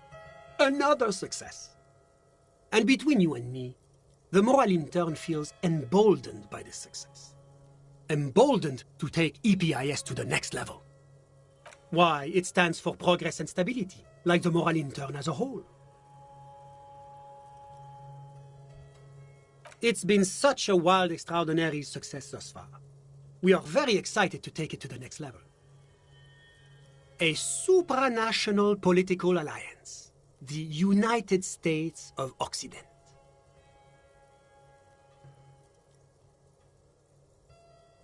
You mean Revachol? No, it's going to have transparent democracy. It's one day going to be a candidate member of EPIS, sure. Except that candidate members never become full members, do they? No. Candidate members do become members. Why do we even have the whole system in place if they don't? It just takes time. Time and evaluation. But we were talking about my friend here, not politics.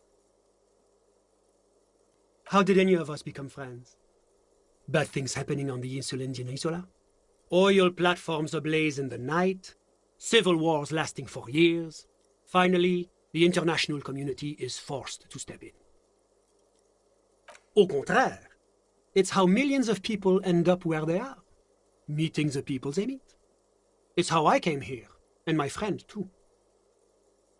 I'm just enjoying the view.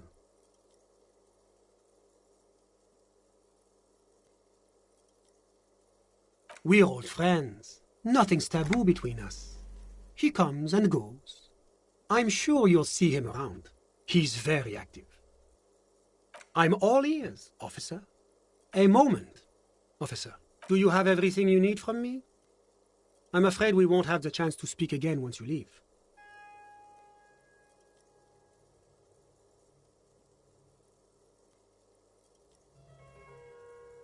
It's against diplomatic best practices for an official in my position to be discussing murders with local militiamen. And I'm pressed for time. After you leave, I should be leaving as well. That's not the real reason he's so apprehensive.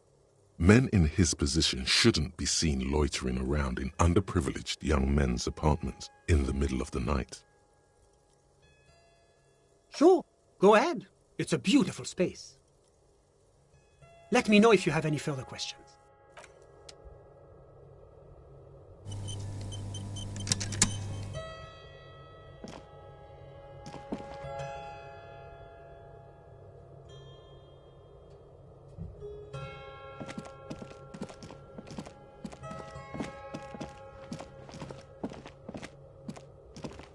Was there anything else? Of course.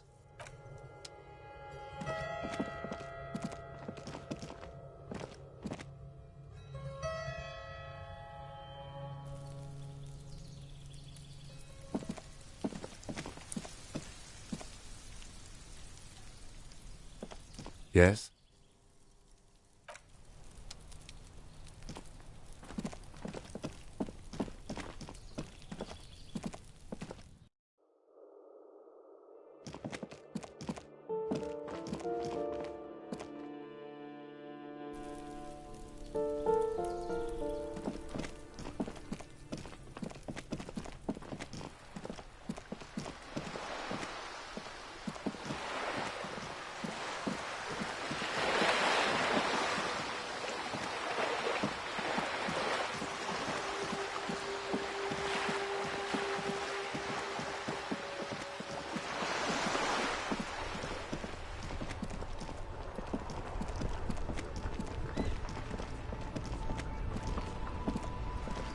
Inside, you see a set of steering levers, a radio microphone. This is Precinct 57. How may I assist you?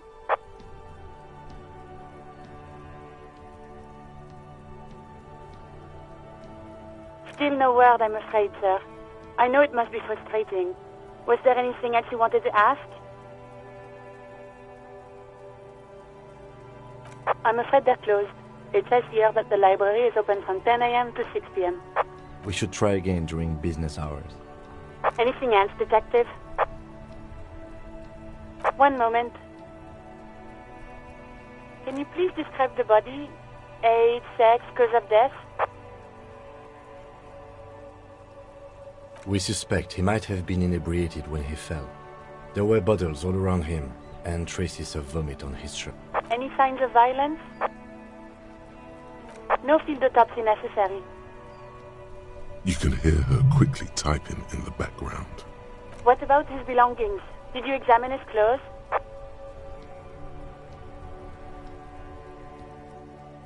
Any information on the library card? Good. You have a lead. Do you and Lieutenant Kitsuragi want to take the case, or should I assign it to someone else?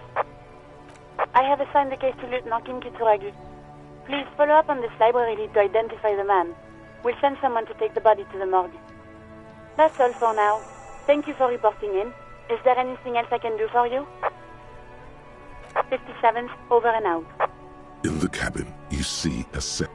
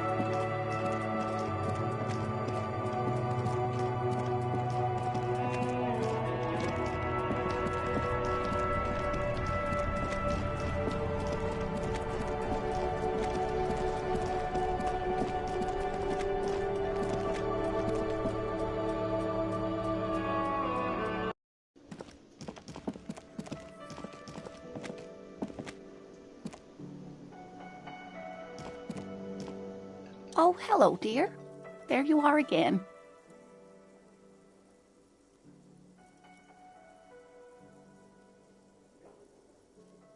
Goodness, how is he? Did he say why he hasn't returned yet? He's fine, ma'am. As we had suspected, he couldn't get back earlier because the water lock on the canal was broken. Now he's just finishing up some work. Oh, yes. That's my Morel. He's bound to catch a cold staying out there for so long. But I am so relieved to hear that he's okay. Thank you for putting an old woman's heart at ease, if even a little. Now maybe she'll open up about those fascinating cryptids. Take her mind off all this. Oh, you don't want to hear about some old woman's ramblings. Reflexively, the lieutenant read his familiar notebook. Well, it was summer. I was building a racing track out of sand on the beach near a tall stand of reeds. Quite a tall one. Many times my height, I remember. When, all of a sudden...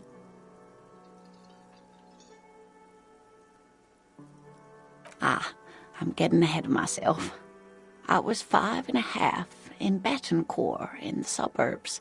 My grandmother had a summer home there. Betancourt got bombed in the war. It used to be quite near, circa 20 kilometers from here.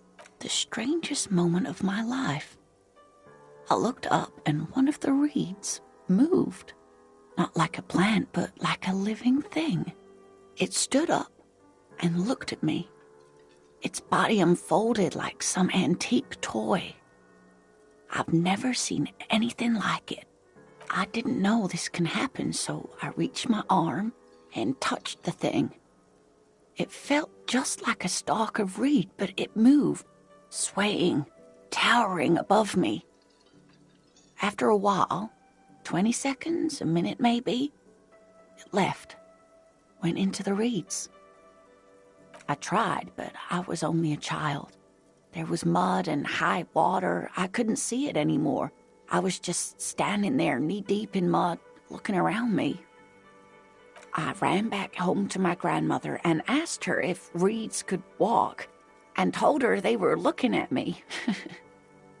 Of course, she just laughed at me, but I knew what I'd seen. For years, it was a story I told at parties when I wanted to impress boys. That sort of thing. Of course, most people just took it as a strange, amusing anecdote. So did I, honestly. But then I met Morel. We were on our first date when I told him my story. You should have seen his face. He said my descriptions matched the phasmid down to a T. Its white marble limbs, the way it moved.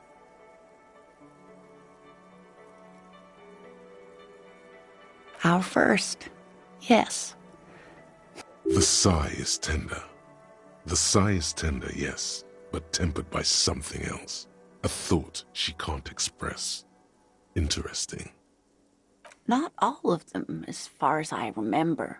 Some of them, on the inside, like stalks of marble, if that makes sense. It's hard to say how big things are when you're quite small yourself. To me, it seemed to be taller than I was then, but that's probably not the case. What if it is the case?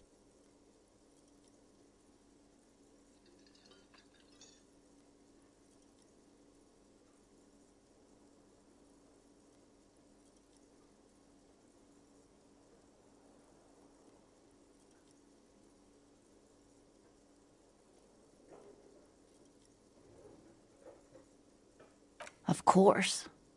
I've thought about it. But Morel says my report matches with the others. And I'm sure I hadn't heard of the phasmid as a child. Nor had my mother or my grandmother. So how did I know what to imagine? It was only when I started telling my story as a teenager that boys would tell me, "Lena, you trying to tell us you saw the Insulindian phasmid out there in those reeds? Get out of here." They just give me a cider and ruffle my hair and tell me to stop dreaming. But I saw it. I thought it was a wonderful story, ma'am.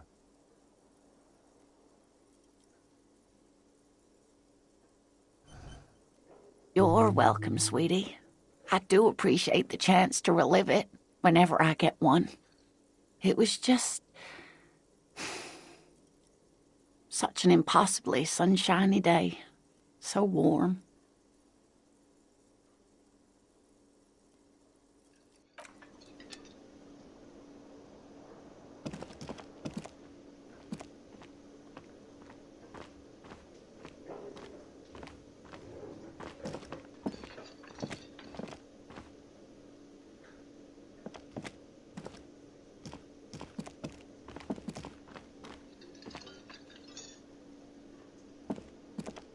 Oh, hello, dear. There you are again.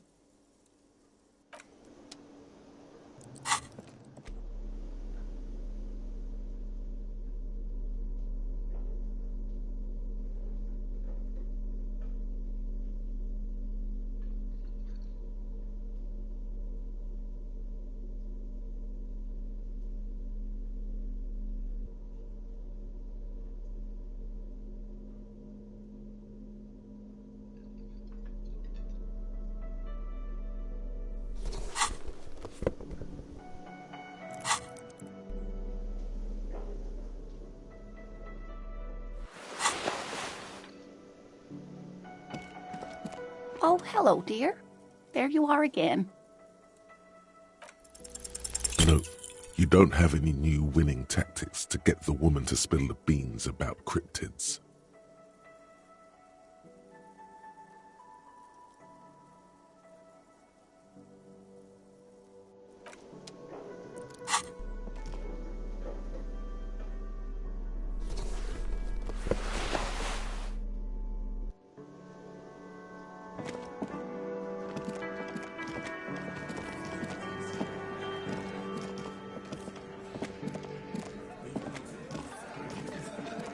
Behind the dockworkers, a ceiling-height window. The hawthorn branches scrape the glass like bony fingers. You see 2, maybe 3 bushes grown into a single thicket over a period of circa 50 years. It takes time for a hedge like that to form.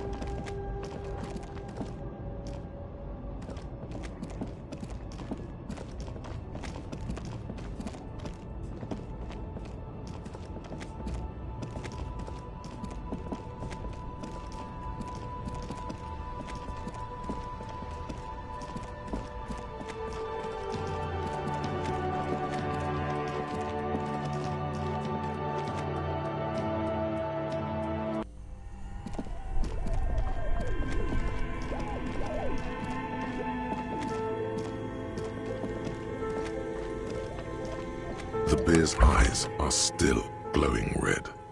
It's guarding over the freezing corpse hidden inside its belly. All right.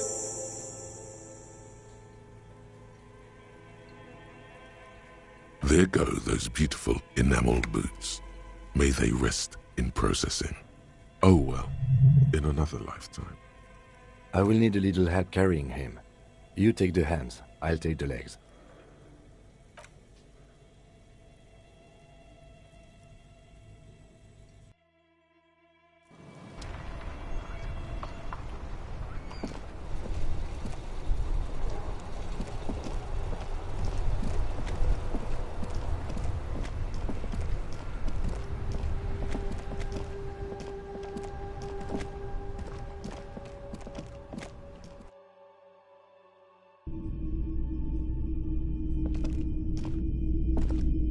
Hello, hello. Let me know if I can help you with anything. Sure, let me have a look. Anything else you're thinking of selling?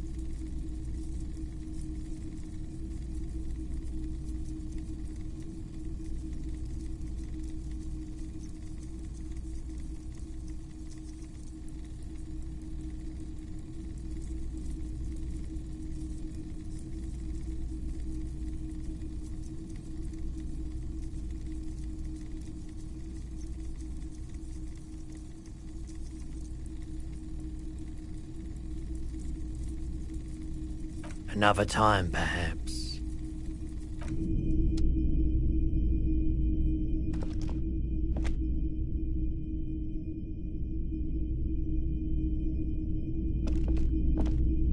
A typical Martinez streetlight sits among assorted floor and table lamps.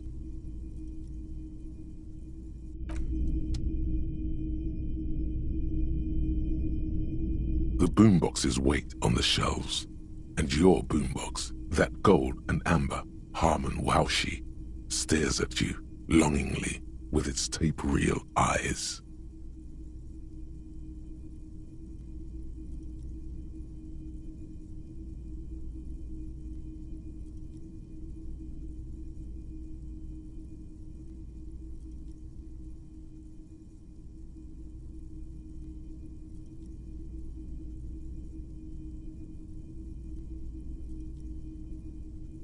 And here you are, quality sound reproduction on the go. It'll play anything, wherever, turn any tape into a conversation of sounds and shapes.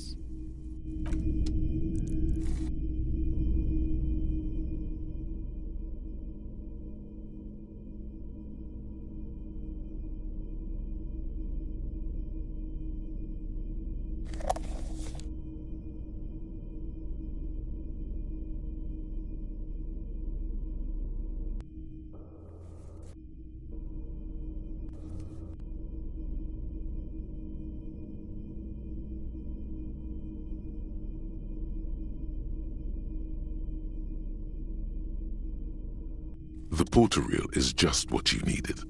The reel's attached to the apparatus with a satisfying click. The tape is routed behind the magnetic reader. You press the large button marked Commencer, and the tape starts spinning. There's a small delay before the song starts playing. Then the organ starts playing a simple, melancholic tune echoing in the hallway. A lone singing voice joins in, telling you about the tiniest church in Cessons, surrounded by even tinier yard. You almost feel the seaside mist on your skin. It's mega sad. Within seconds you know, this is the one, the real shit you've been looking for. The one you trust your room to that Claudia told you about. Perform it. A click, then silence for a bit. Then the tape stops spinning.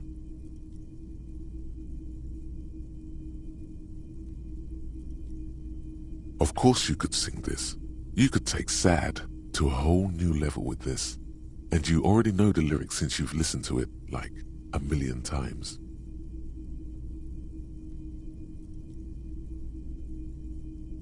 Yup, they're all here. All 3 verses. And the B-side of the tape contains the instrumental version. It's like the world itself is telling you to do it. Only one obstacle stands on your way. Gart. You have to convince Gart to let you sing karaoke in the whirling. After you've won him over, you can express yourself. Let the pain out. Make everyone understand. Immediately, the boombox tunes itself back to the Friday night beats, vibrating on your shoulder.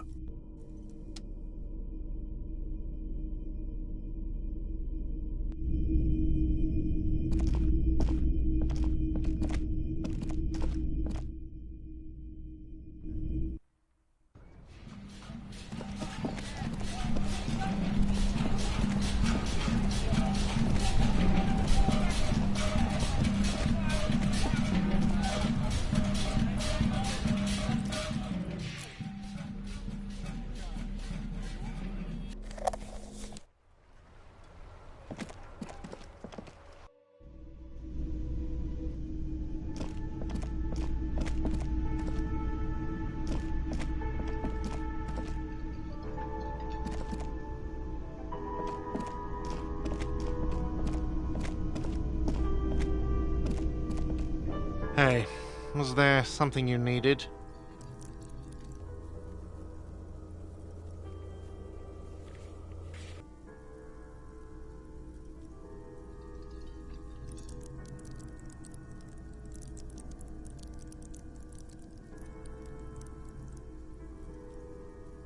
No, you don't. It's not happening.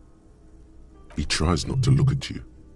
It's dangerous to acknowledge the karaoke man. You need to approach this situation logically.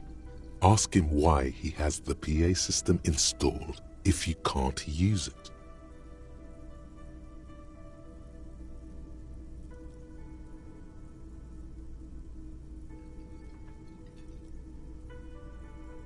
It's for no one. It's a prop. I'm not letting anyone use it after the great karaoke catastrophe of 44.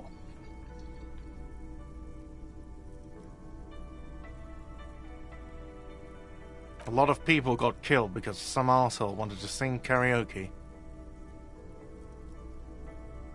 Okay, yes, it's for some clients.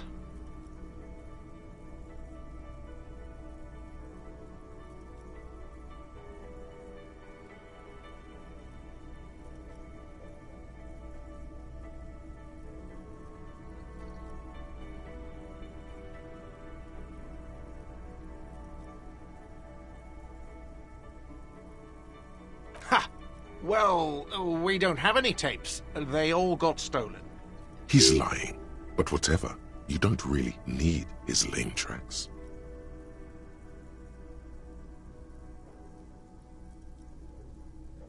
The man in the vest and the violet shirt stares at the tape you've just given him. He begins to frown. Hard. Fine. Climb on that stage and do your thing. Just get out of my hair. I'll plug it in for you. Damn this karaoke machine. I'm having it uninstalled, he mumbles to himself.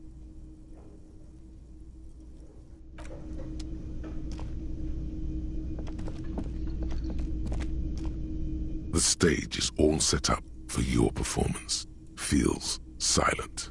You can hear the pellets creak under your feet. So, are you ready for your thing now? Let me know when I should turn on the karaoke carousel.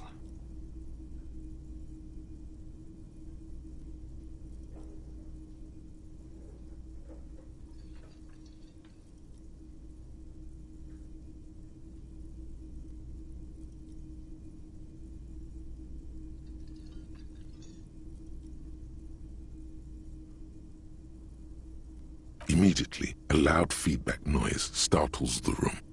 You feel like an amateur. How are you supposed to hold the mic? Should you just sing into it? Hands. Where do you put your hands?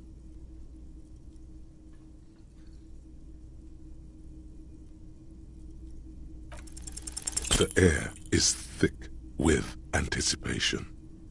Someone dims the lights as the music starts. A lump's in your throat suddenly.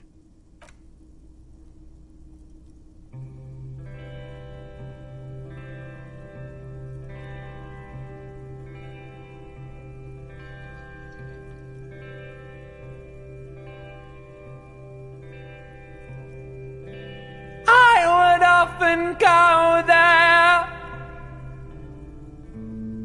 to the tiny church there,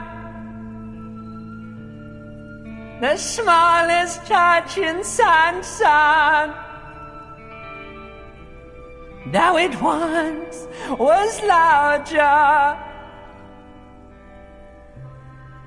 How the real may rest there. Down through the mist there, towards the Seven Sisters, towards those pale cliffs there. I would often stay there in the tiny yard there. I have been so glad here looking forward to the past, yeah. But now you're all alone. None of this matters. And all.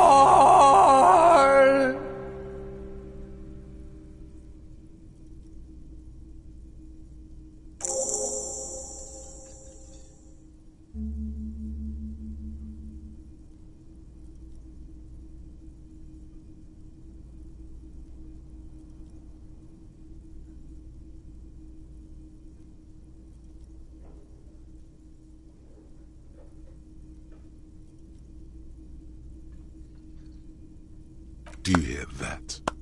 It's the most pathetic applause in the world, Harry, made of pity. No one liked you.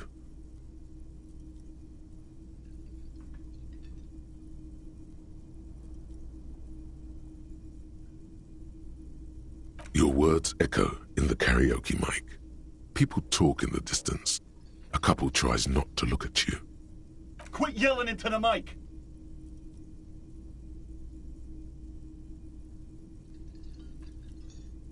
You hear, or think you hear, uncomfortable shifting around. A bit of laughter, maybe. No one saying anything. I'm gonna unplug the mic now, okay? That's it. I'm unplugging it. That's it. You're unpowered.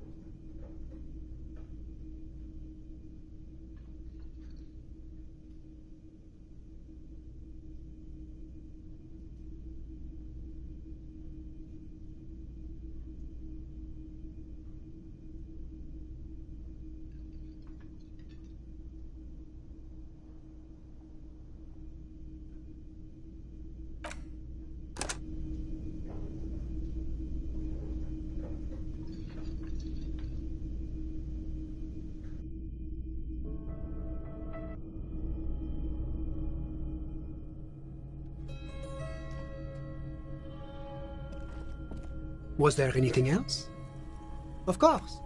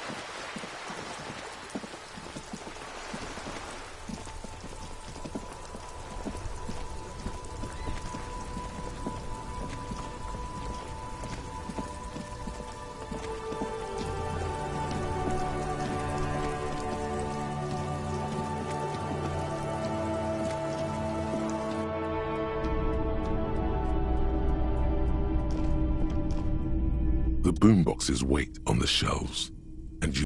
And here you are.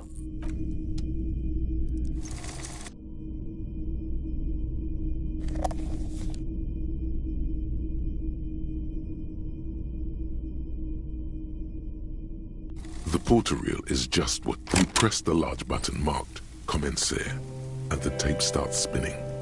There's a small delay before the song starts playing.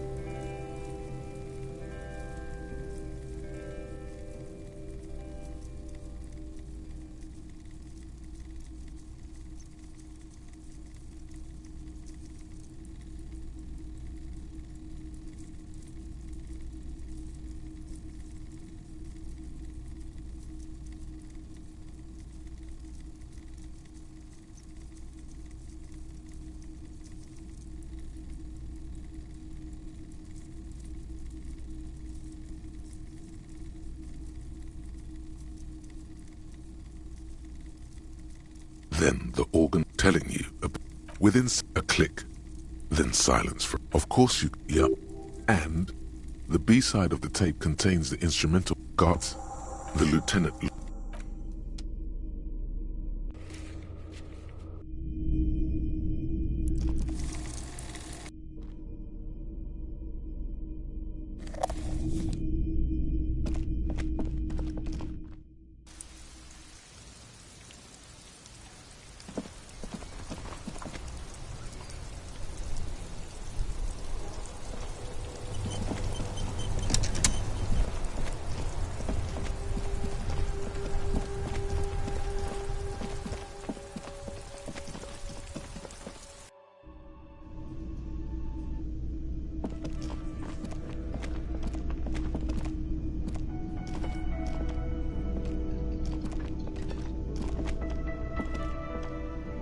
Oh, hello, dear.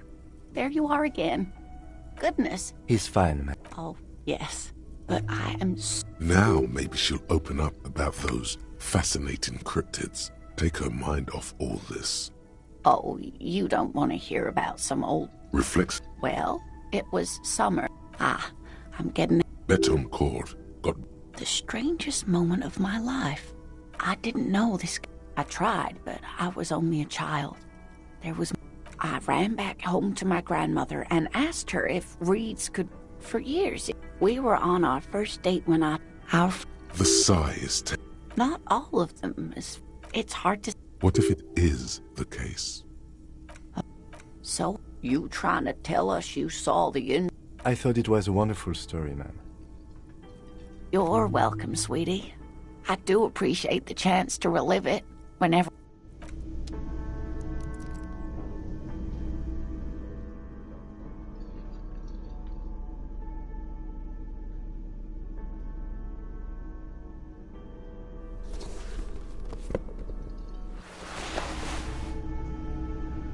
Oh, hello, dear. There you are again. There's really no point in manipulating anyone. She'd be only too pleased to tell you about her work. Go on and ask. Oh, I'd be delighted. Truth be told, I could really use the company too. One cryptid, not a couple. One. This won't turn into some kind of cryptid extravaganza. He nods and assumes a waiting posture. Cryptids, cryptids. Let's hear about all the interesting cryptids. Ooh, tough choice there.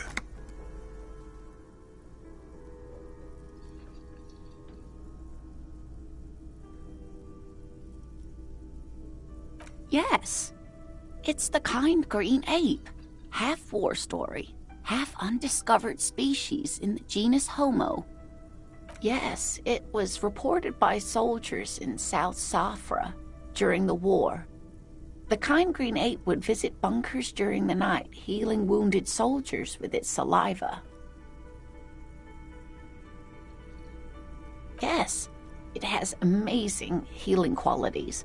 Some soldiers reported growing back limbs, regaining their sight. Indeed, there is. It's our closest relative among the cryptids. Same taxonomic family, different genus. Which is to say, the kind green ape is a species with which we share a common ancestor, and that evolved parallel to our own. Just like your partners.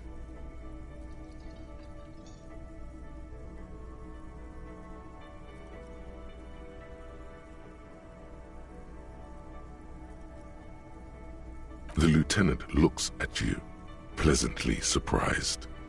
Oh, no, I didn't mean to imply that Saolites are inferior to us in many ways. You are superior. For example, your earwax doesn't have a foul odor like ours does.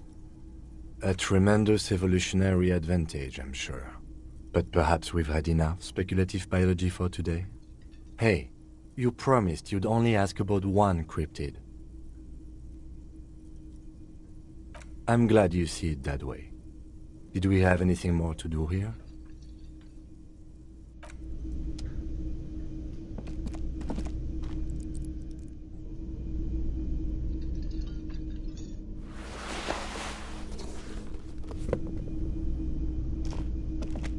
Hey, was there something you needed?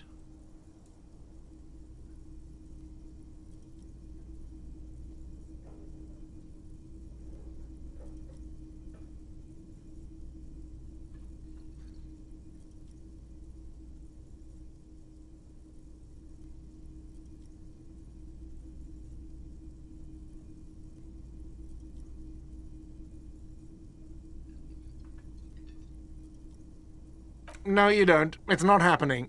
He tries not to look at you. It's dangerous to acknowledge the karaoke man.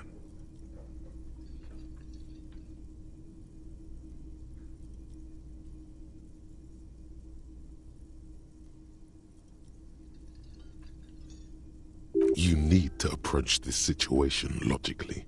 Ask him why he has the PA system installed if you can't use it.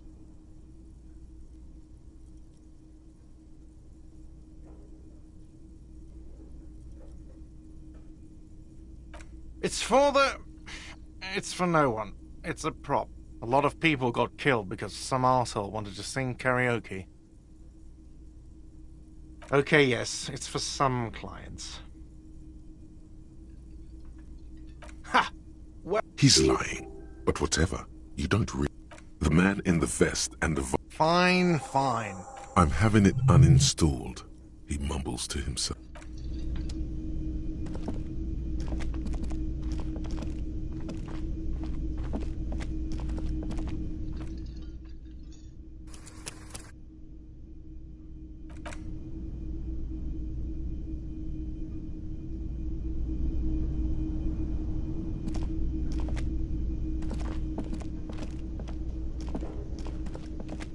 The stage is... So, are you ready for your thing now? Let me know when I should turn on the karaoke carousel.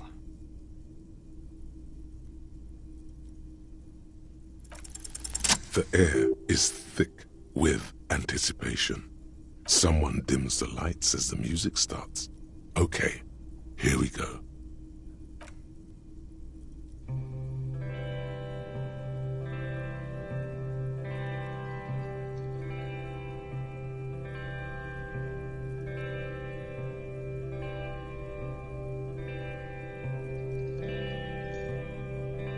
I would often go there,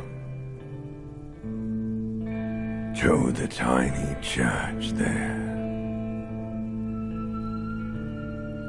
the smallest church in Saint-Saëns, though it once was larger. How the realm may rest there. Down through the mist there, toward the Seven Sisters, toward those pale cliffs there. I would often stay there, in that tiny yard there. I have been so glad here, looking forward to the past here. But now, you are all alone. None of this matters. No, none of this matters at all.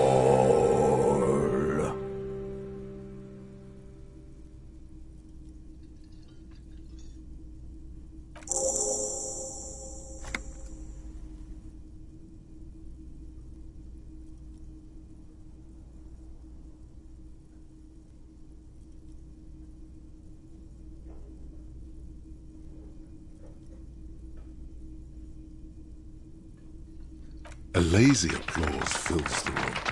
You feel your hands shake as awareness of your body returns to you.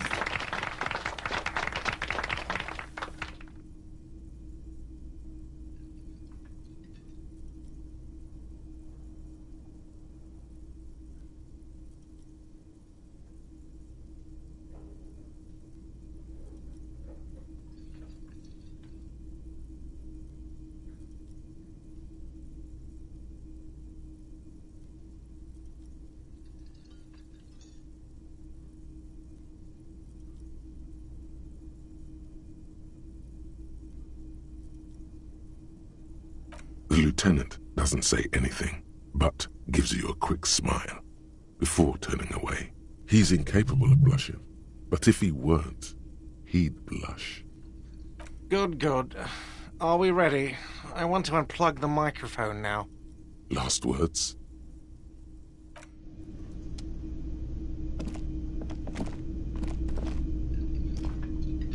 Yes?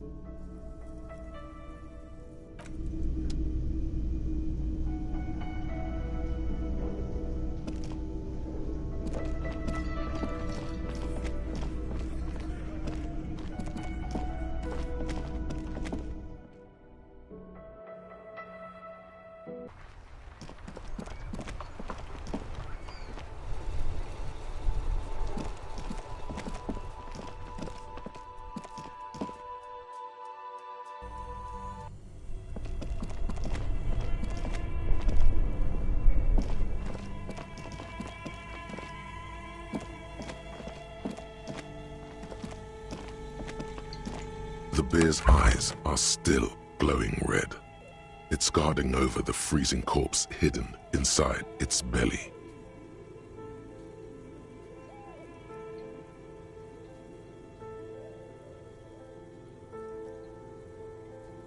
All right.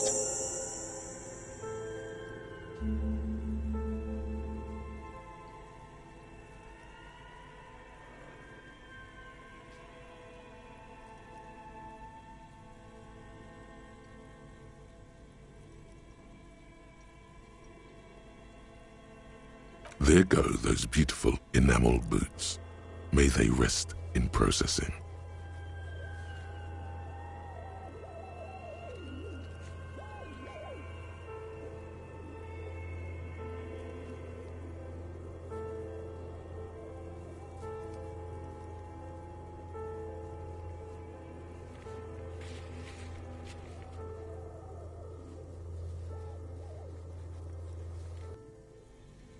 Oh well.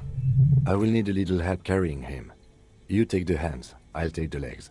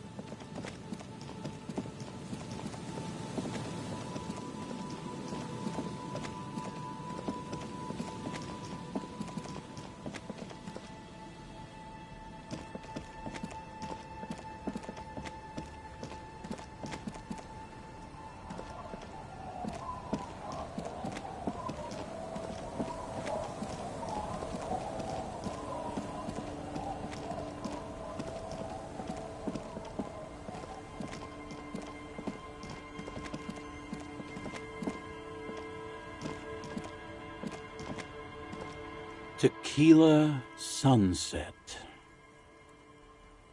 Ah, tequila. I knew you'd come through. That's fucking great, man.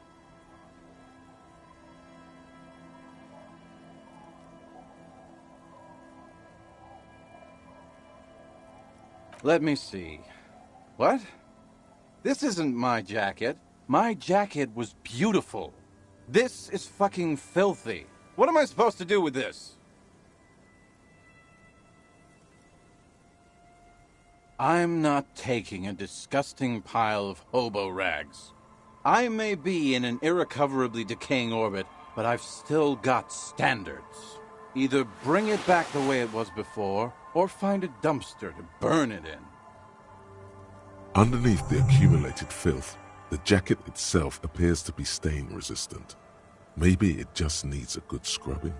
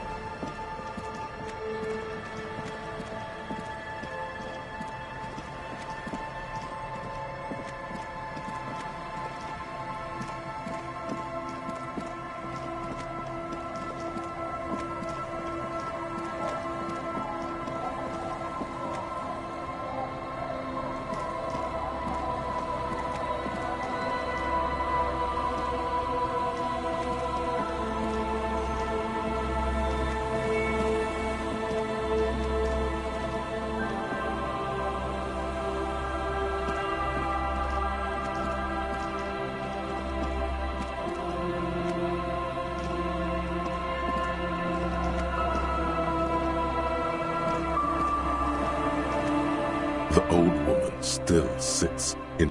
The buzz of electric lights blends together with the slow rumble of the ocean waves. There's a gap where the name of that song should be. You should ask her about it right now. Yes, I can't really sleep anymore. Only a few hours a night. It happens when you grow older. My suggestion is, don't grow any older than you already are. That's old enough. What's troubling your mind?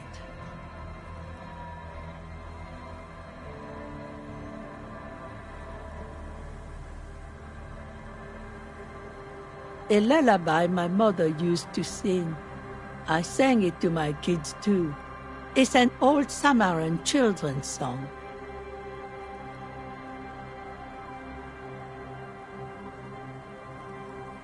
Surrender to the night.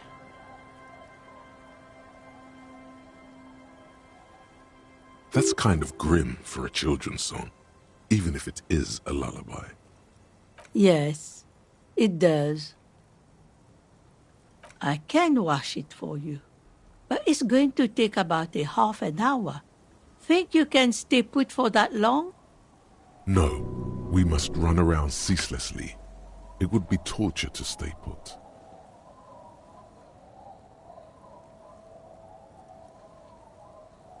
Well, hand it over then, and I'll see what I can do.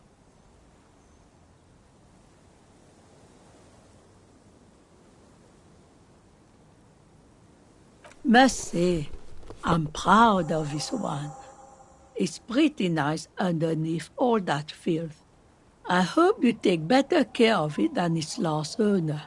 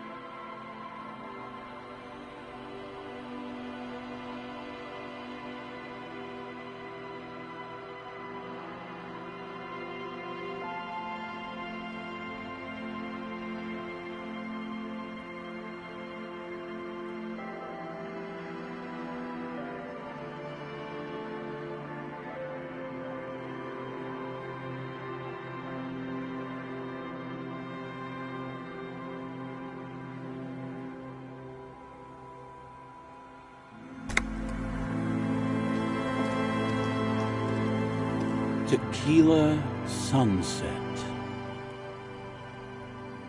My jacket? A look of consternation crosses the man's face. He looks at you, then at his bottle, then back at you. What the fuck are you talking about, Tequila? Faun? That's medium concept stuff, not my style at all. I can't believe I'm saying this, but maybe you should lay off the booze. It's fucking with your head. It becomes abundantly clear to you how this man managed to lose his keys, business, friends, and girlfriend. I'm calling it. It's neurological.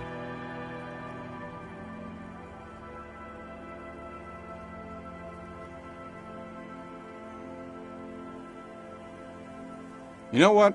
Fine. Maybe I can pawn it for some booze. Aye, good thinking.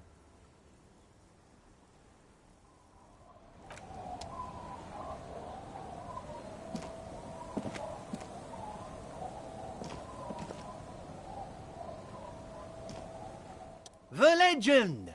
He's back. And firstly, I got smokes and piss and a little speed to spice things up.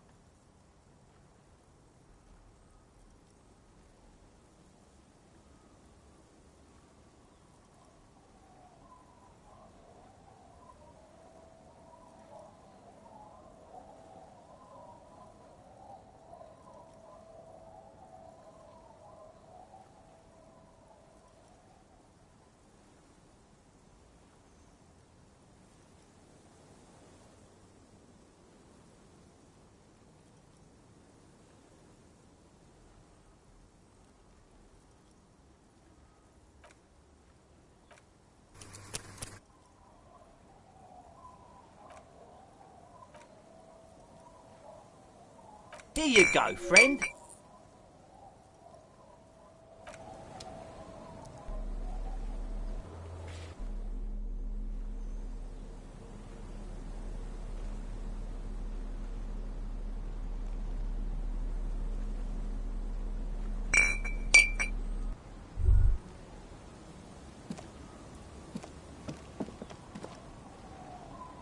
Now that you've acquired some stimulants, it's time for a little pick-me-up. Time to detect.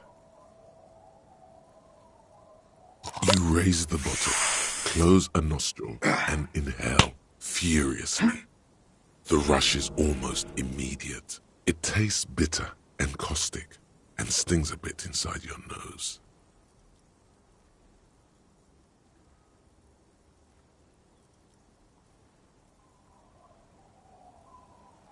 Now the taste is slowly receding into your throat.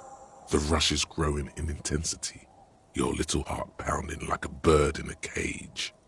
A sweat breaks out across your brow. Your jaw clenches.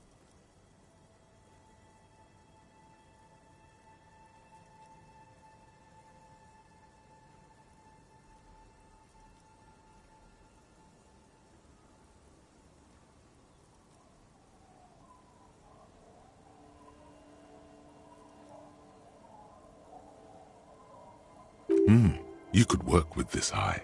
Like, literally work. Solve the case. File some papers. Maybe clean up your hostel room. Then solve another case. Then start a side investigation into the paranatural. Then build a radio computer. Whoa, this shit is strong. This shit is disco. To this? You kidding? There are downsides to not being on it. There are massive downsides. It's a potent neurotoxin. You're turning yourself into a frayed idiot. Spring, spring. Everything is clear around you. In the bottom right corner of the screen, there's a speed button. Speed gives +1 to motoric skills. Perception, reaction speed, hand-eye coordination, savoir-faire, interfacing, and composure. This is good before a white check, but damages your morale.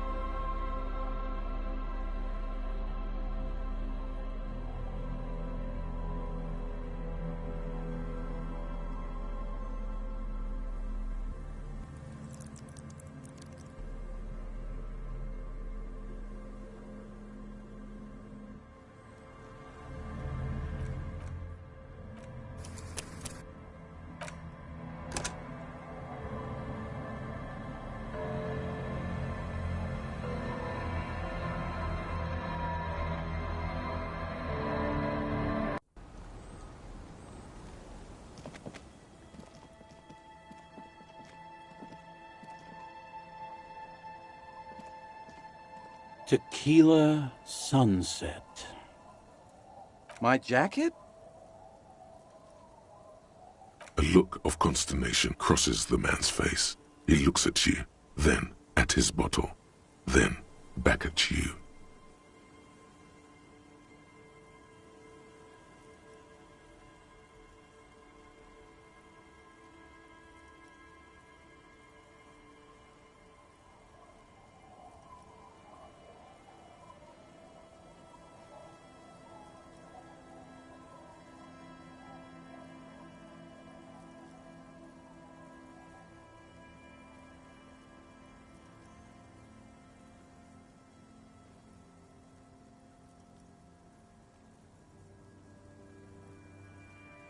What the fuck are you talking about, Tequila? Faun? That's medium concept stuff, not my style at all. I can't believe I'm saying this, but maybe you should lay off the booze. It's fucking with your head. It becomes abundantly clear to you how this man managed to lose his... I'm calling it. It's neurological. That shit is so medium concept, I wouldn't touch it with a stick. But yeah, okay. I'm sure it looks great on you.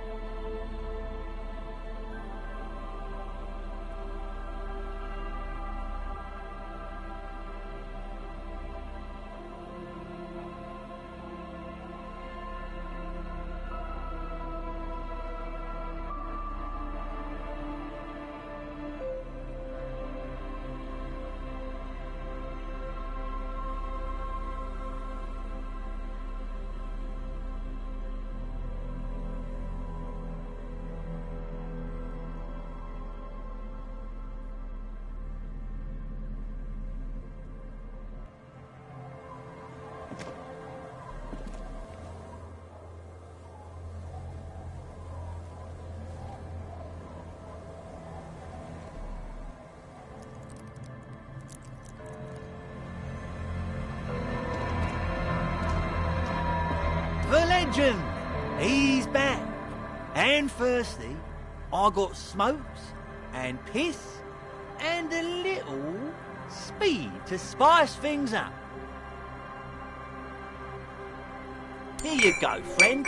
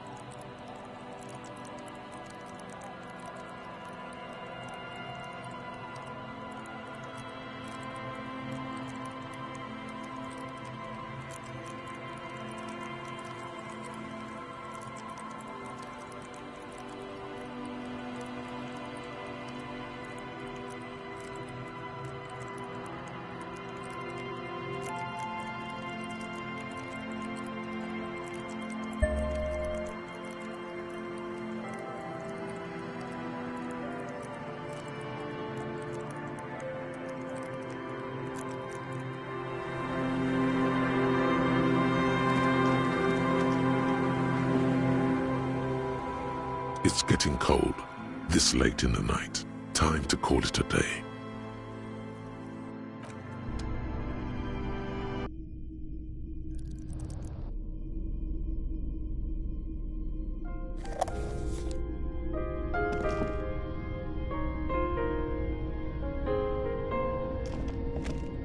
An old mirror hangs on the wall.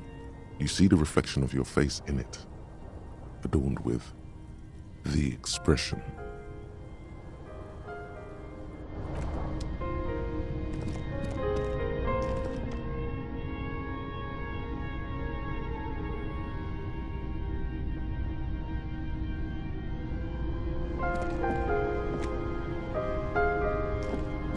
The bed is comforting, if a bit run down. Still, you've earned a rest.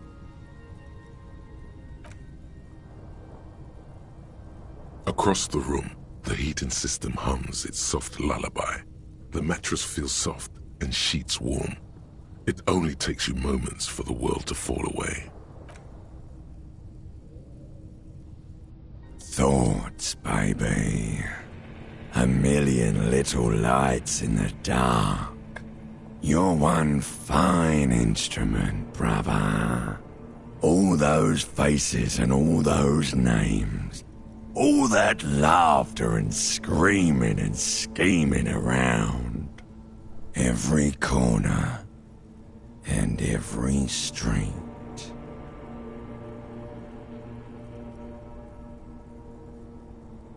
Recorded in you forever on ferrotape. No, you're spinning tapes at the discotheque. The great unceasing disco of the mind. The flash, the bang, the endless learning experience. On and on it goes, for untold hours. At the disco where you first asked her to dance. Rising, rising, above the dark curvature, the great wingspan of sleep, studded with stars. Behold, there are millions of them down there. The first time, the last time. The smoke in her mouth, the plotted flowers, the faces turning, changing. It's the world, Harry boy, and you're made of it. Every day you're out there, you make more of yourself from it. I'm afraid you can't be unmade now.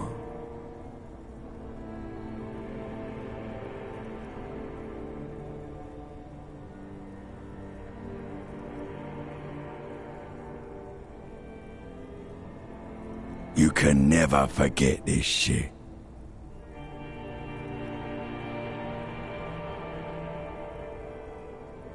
All stuck on loop.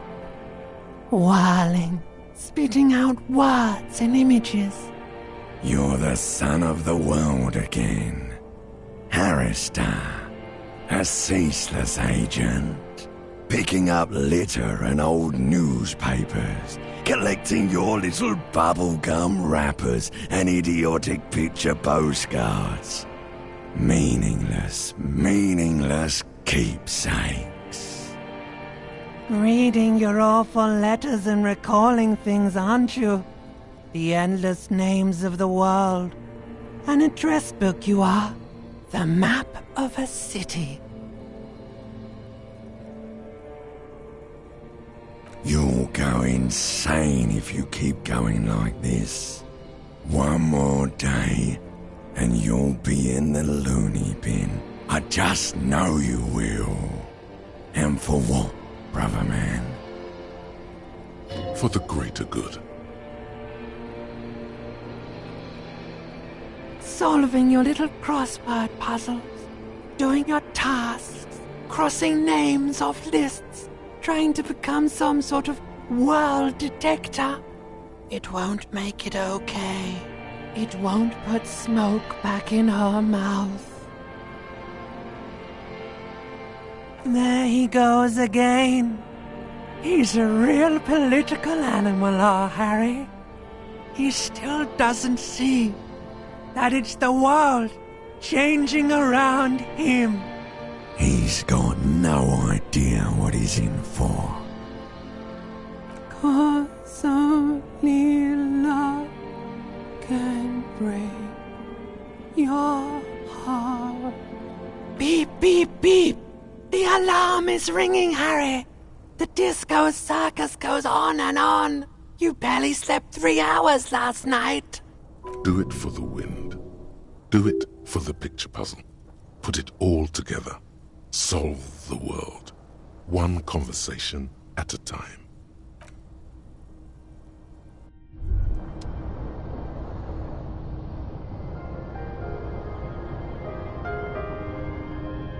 Good. You're up. Listen, there's something that's been bothering you for a few days now.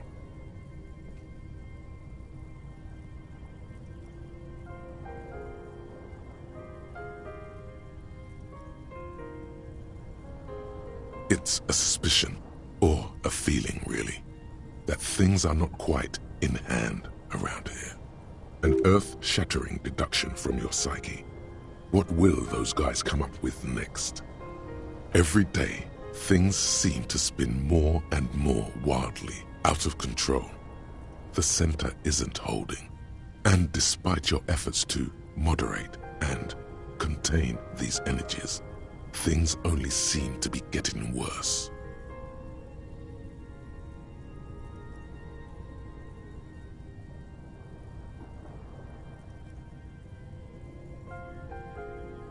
Oh, sure. You've been making progress on your case, interviewing people, solving side tasks. But who's focusing on the big questions?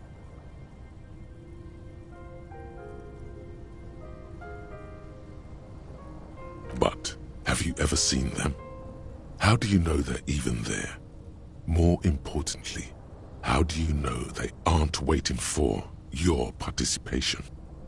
You've got to find out who bears la responsabilité.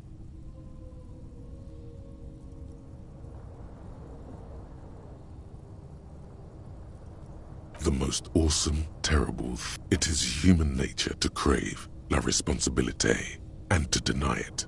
That's why it must be distributed across many different organizations, agencies, offices, and portfolios. Harry, you're thinking about this too narrowly. La responsabilité isn't concerned with trivial questions like who killed who. It's about the real issues, the human welfare index, the price of staple goods, the transition to real democracy. Whoa. This isn't some kind of dictatorship. You can't simply seize la responsabilité for yourself. It must be given by a legitimate authority.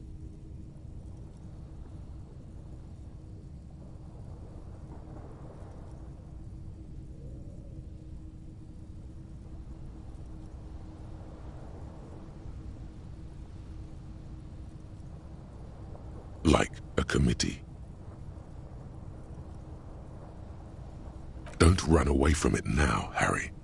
You know it's the right thing to do. This is a grave abdication of la responsabilité. A note will be appended to your personnel file.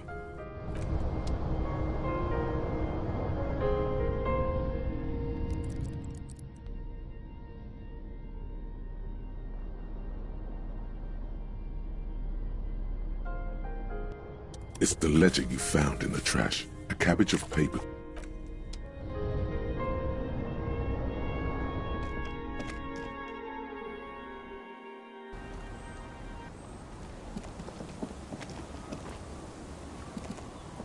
Yes?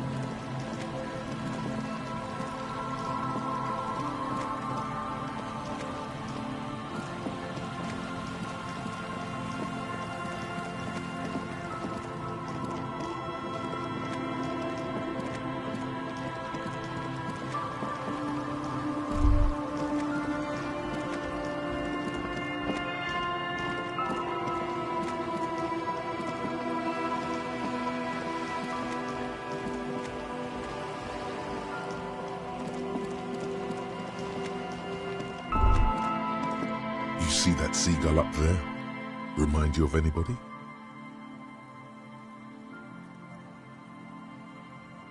What? Kim? No, it's you. You and the seagull are just alike. Think about the seagull's story. It's one of endurance and adaptation. The seaside was paradise once. They were birds of that paradise. Then their paradise became shit city. And what did they do? They became urban survivors, eating burgers out of trash cans, killing and eating pigeons. No time for that sentimental bullshit. They're hustlers, getting shit done. They're one pair of track pants away from gangsters, just like you.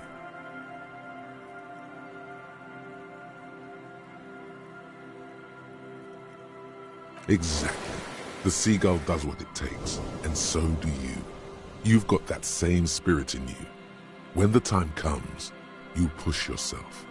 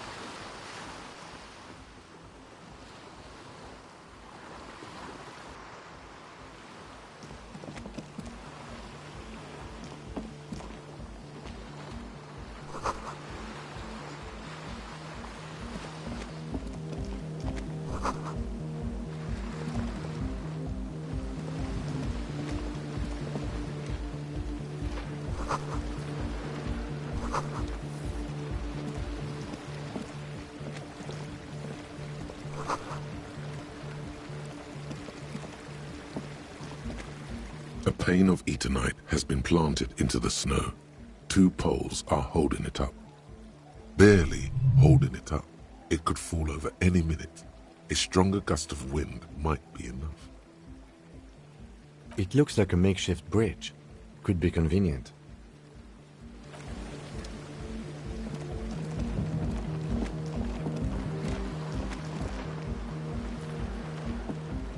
A shaggy-looking girl in her late teens or early 20s kneels on the ice with an electronic contraption in her hand. Hearing you approach, she looks up.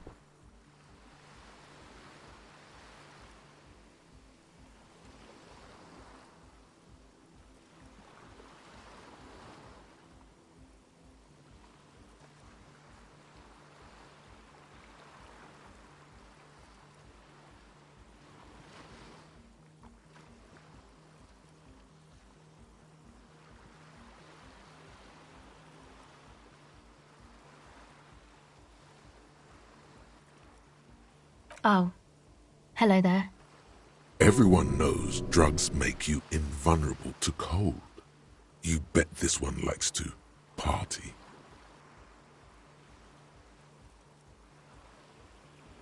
Huh? Maybe she didn't hear you. A little louder. So should you. You don't have to do anything.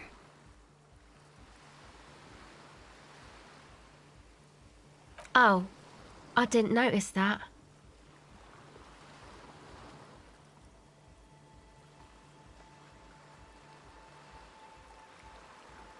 Yeah, well...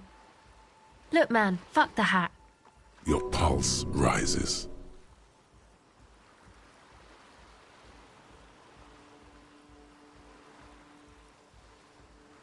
I'm sorry I said fuck the hat. I was concentrating on something else. My whole family swears and it rubbed off on me. A cell. Her hair is dyed blonde, with dark roots showing. There's a coarseness to her features, some masculinity below that timidness.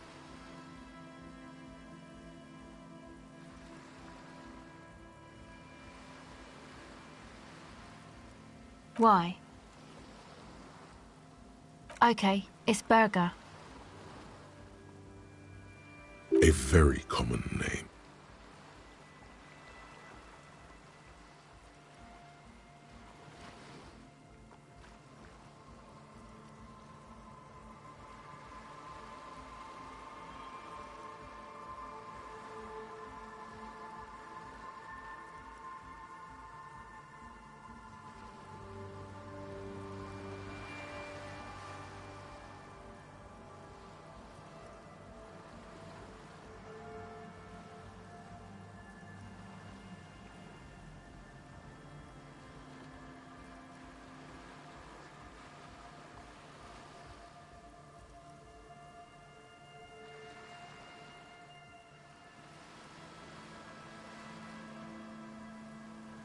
This is a portable recording device.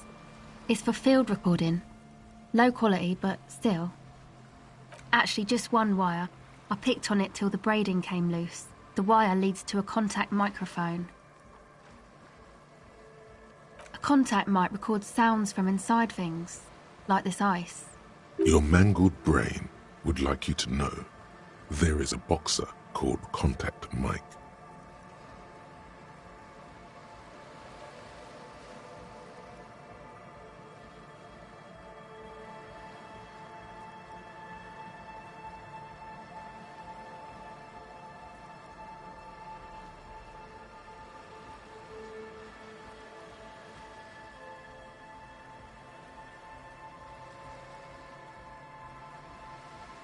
No idea.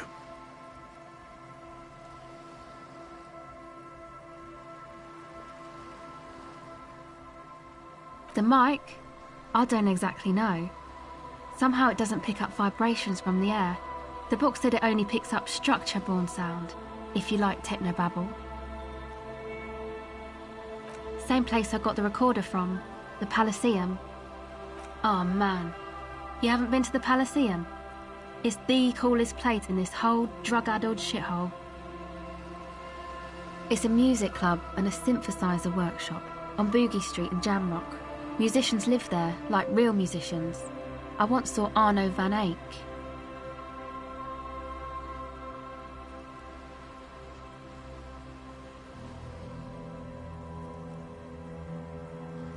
Oh yeah, guess you wouldn't know Van Eyck. Or really be a Elysium going kind of person.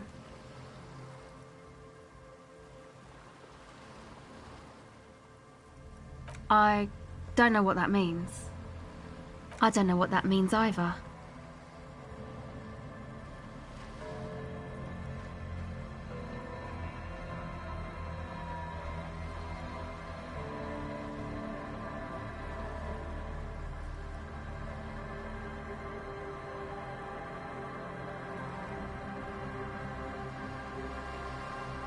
She breathes on her fingers.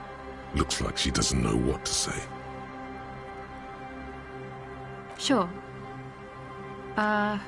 Yeah, I record stuff with it. Ah, no. This is a contact microphone. It's for recording inside solid objects. Contact mic just beats people up.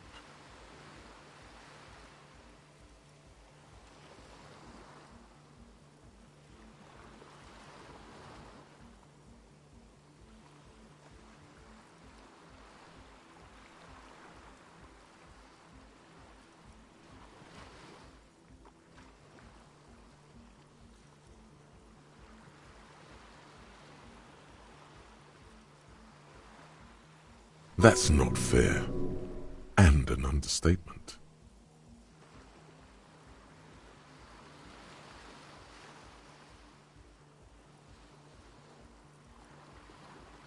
An entire litany spews forth.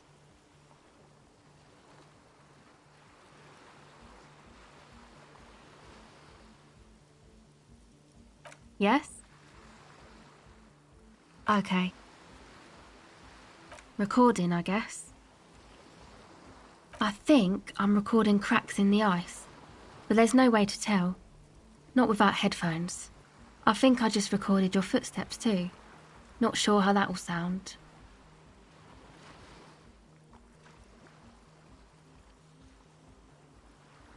My boyfriend sold them. I don't know, man. Things. Just stuff you need for life. A lie. They were probably pawned off for something suspicious. The musicians in the Elysium used them for making music. They looped the stuff, cutting the tapes together. They make music out of cracks in the ice and keys jangling. Crazy sounds like that. It's hard to explain.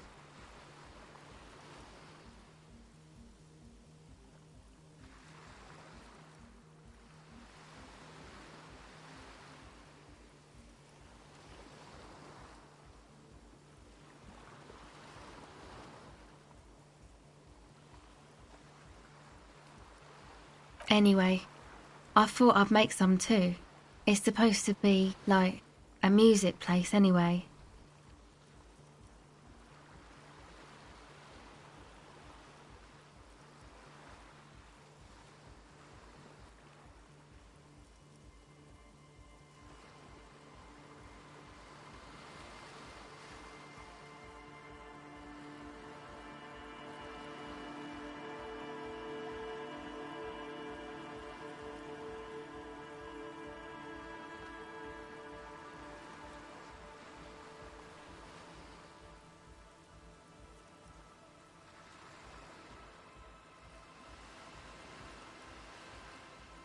The girl is cold all of a sudden. Very cold. I don't really know what I'm doing. They use synthesizers too. I don't have a synthesizer. The sharp drop in endorphins is almost visible. Like a warm blanket has fallen off her shoulders. The wave of chill. The quivering jaw. Indications of a drug high. Take this, you're cold. No, man, fuck that, I'm cool. I'm sorry I said that. I'm sorry about the fuck. It's okay.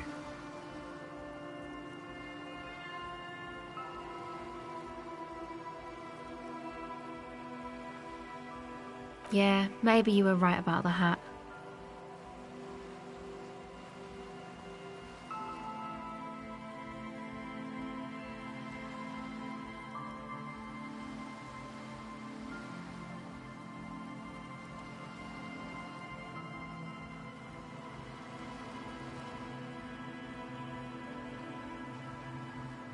That? The boys think it could be a place, like the Elysium or something. Stupid.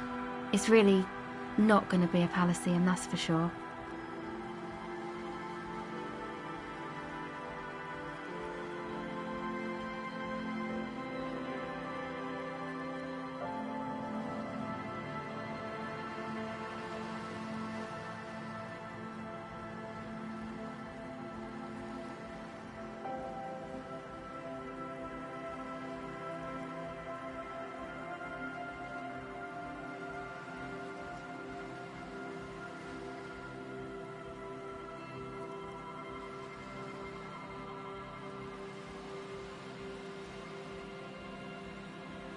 And who are these boys?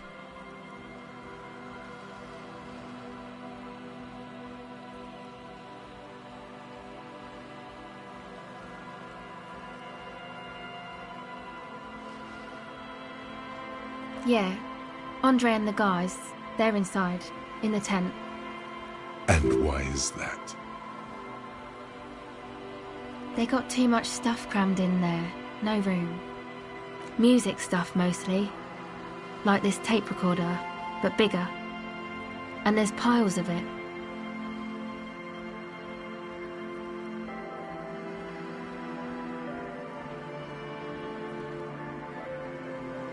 Yep, they were pretty.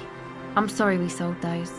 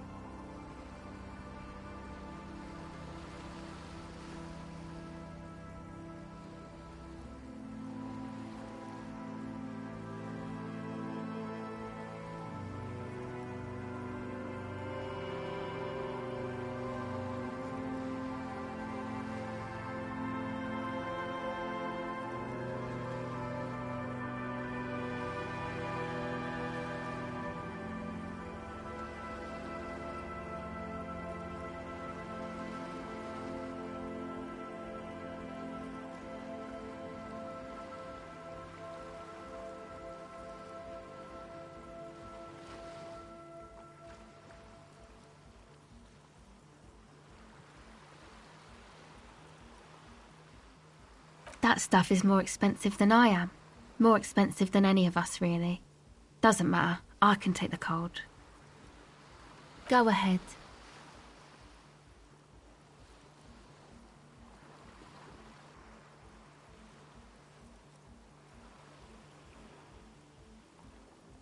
It's supposed to become, like, a club for anodic dance music, like that new style of synthesizer stuff they play at the Elysium. Except that, yeah.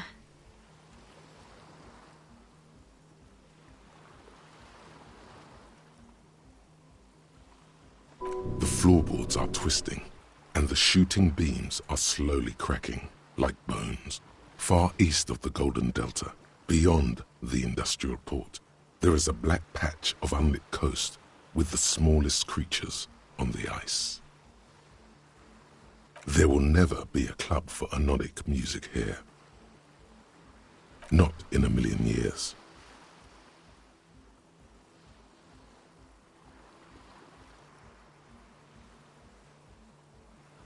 You know, anodic, cathodic, music that's made with electronic instruments.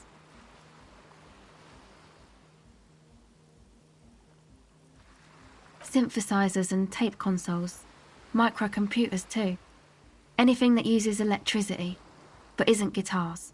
Also found sounds, stuff like that.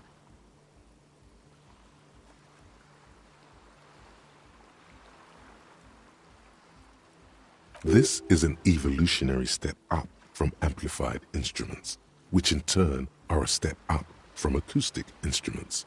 What comes after it, you wonder? A black-tinted nothingness, or something finer?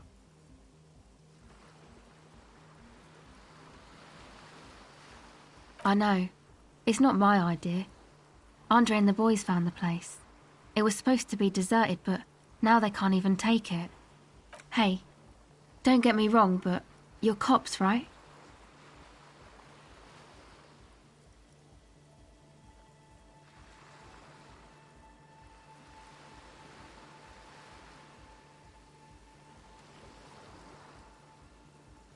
Okay, well, maybe you could talk to Andre and the guys, because there are some strange things going on in that church. If you're police, you should look into it, right? They're inside that thing there. Would be cool if you did. Was there something else? Go ahead.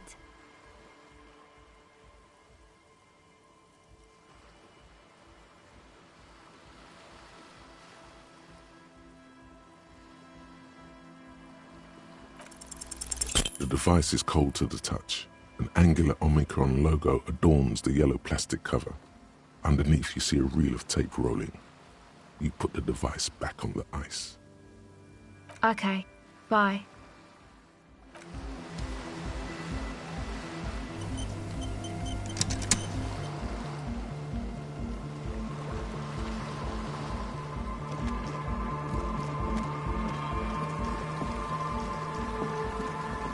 A pane of Eternite has been barely. The pane falls into the icy snow with a soft thunk.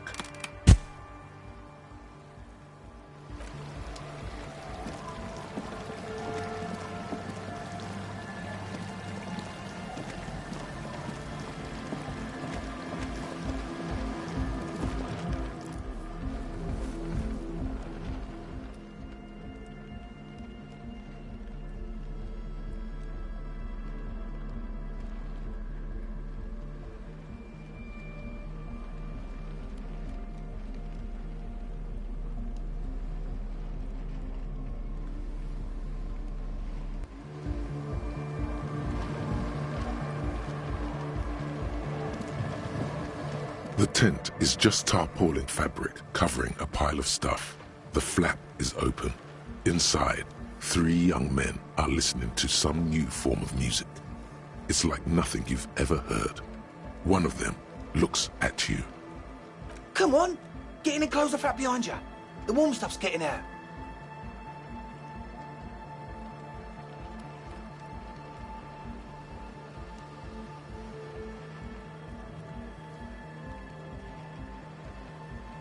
Sorry, we barely have room for one. You go ahead. I'm too old for this. I'm sure you will feel right at home. I'll keep watch.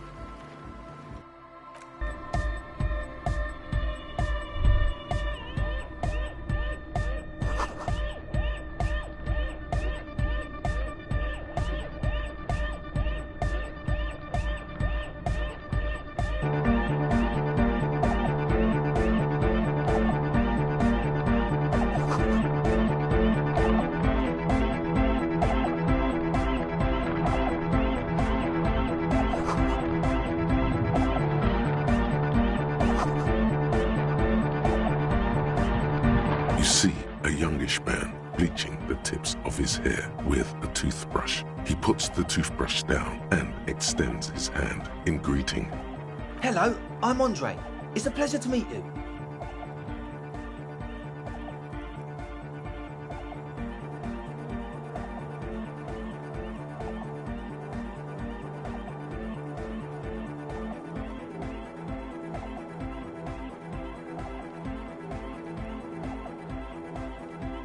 There is definitely something futuristic about his hair, aggressively so. You get the sense that this is what the future will look like. Imbecilic, yes, should the future ever come, it will look deeply imbecilic, like this guy. His grip is strong, sweaty, and warm. He's trying to project and inspire confidence.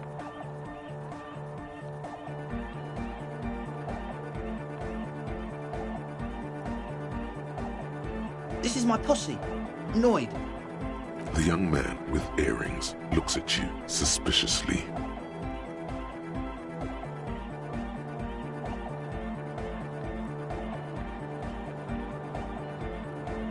An egghead.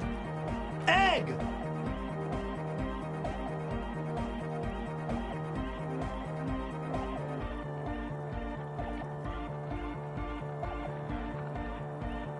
Together with a Settle Burger, who's out there right now, doing some seriously progressive sonic experimentation, we like to think of ourselves as music venue organisers. We have many in the pipeline, officer. That means they haven't set up a single one yet. You see, we've been all over Jamrock North, prospecting for real estate to establish a new venue in. Honest for talent. Yeah, thank you, Egghead. And while there is no shortage of raw, unfettered talent spinning tapes in Jamrock, we've had rotten luck with the real estate part. Place is a shithole. I apologise for my friend Noid's potty mouth. I realise this is not how you speak to a police officer. He has authority issues.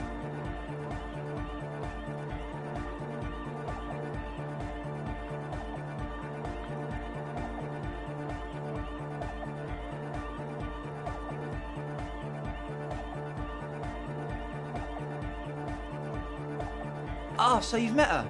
Good, good. Yeah, it's a matter of occupied ecclesiastical property. I bet you've noticed the derelict hive of narcomania on the coast. I'm talking about the church, and I'm not exaggerating. Even a place of spiritual refuge can become a magnet for all sorts of dopeheads and burnouts if left unattended. Dopeheads! Burnouts! Well, I'm sad to say, that's exactly what happened. Sad because we were just about to put Martinez on the map with one of the maddest dance clubs in Jamrock. Nah, strike that. In Revachol. Strike that! The world! And sadder yet, because the dopeheads and burnouts hold up in there were the worst kind. He leans back a little, watching you with a steady, serious gaze, letting you imagine just how bad those dopeheads and burnouts really are. Good. This calls for an opinion. You're an expert in those. The spooky kind. I was hoping you would be the judge of that, officer. All I can say is, their spookiness is the kind that keeps us from restoring this church into a community centre and a place of spiritual refuge. Also, they don't eat or clean the building. Shit's gonna collapse. People just wanna spin tapes without them spooking it up. Place has bad signs. No one can dance like that. Thank you, Egghead. So you're gonna look into it, right? It should be a police matter. Getting them out. Whatever spooky stuff they're doing, I'm sure it's not what the Ecclesiastes meant their property for. All right, man.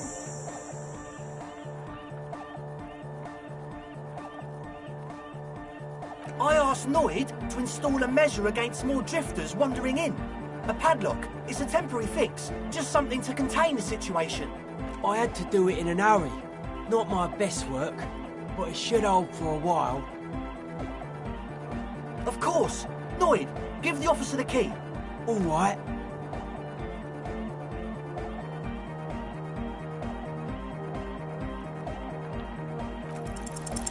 It's as if time has frozen somehow. You think you can sense the key moving in the air.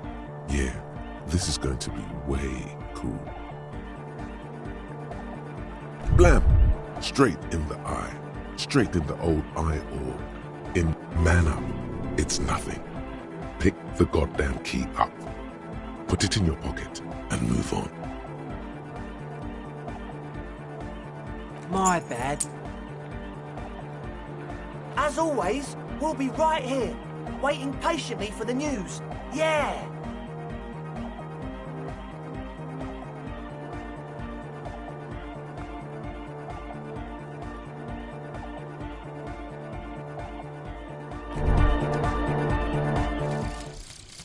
Fairweather T500. Remember that weakness you were looking for in the ceramic armor? Like, maybe it can only stop small, fast projectiles, but a large, slow-moving pry bar would shatter it? Or, if I run an electrical current through it, maybe it will melt. Or, personal favorite, frequency something something radio weapon? None of that would work. You need to shoot the part of the enemy that doesn't have Fairweather T500 on it, because the armor itself is invulnerable. Good news is, so are the armor pieces on you.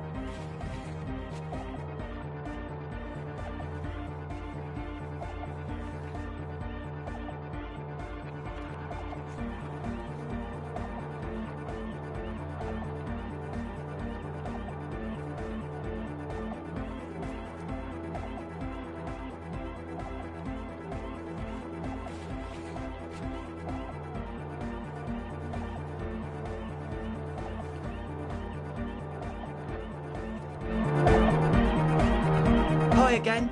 So, how are things going? Truth is, I don't really know. None of us do. I don't even know how many there are. All we've seen are glimpses. Well, there's also the machinery. When I first scouted the place, back in February, it was abandoned, empty. Took some time getting the crew together. So about 2 weeks ago, we came here hoping to set the stuff up. Suddenly, there are all these strange machines lying around in there. One of them has wires running into bowls of water. Wires into water. Never seen anything like it. Andre, tell him about the feeling.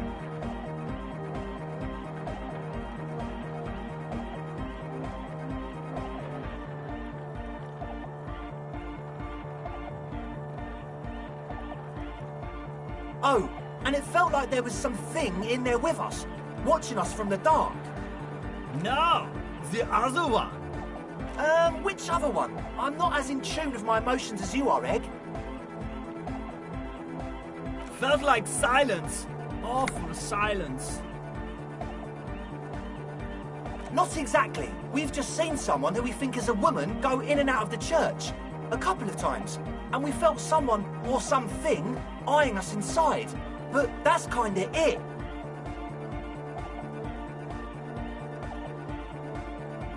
Like, you aren't alone, you know?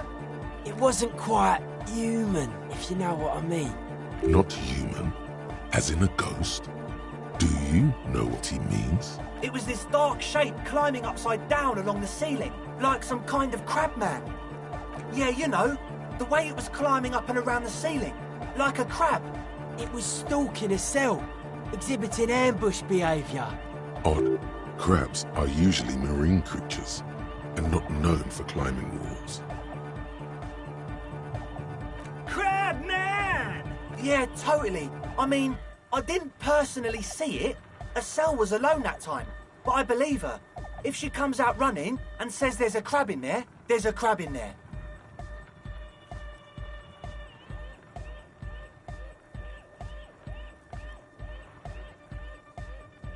So he hasn't even been in there lately. Is he afraid? You should ask her about it, but be nice. Don't tell her you don't believe in the crab. There probably is no crab man. Don't let them draw you in with this nonsense. You should talk to Noid about that. I just got a distinct burnout and dopehead sign from them. Probably jacked up to some snuff station too. Probably, very likely.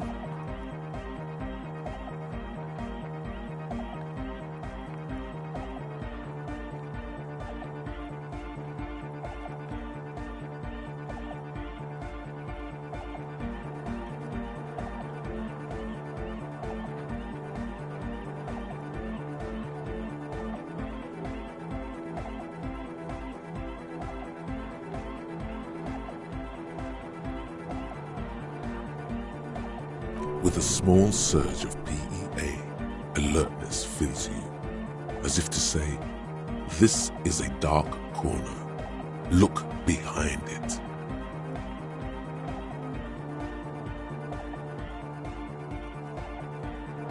It means like one of those rich boy private radio stations, where you can listen to people getting killed on, then jerk off to it. Sick shit. Not that we would know anything about that. Noid just likes to relay stuff. He appears sincere enough, sire. You could, of course, be wrong. We're getting derailed here. In short, you can tell to Noid about the machines. He'll tell you more. Well, honestly, I can't, but I am. This is a below-feeble attempt at avoidance. Basically, he is attempting to weaponize idiocy.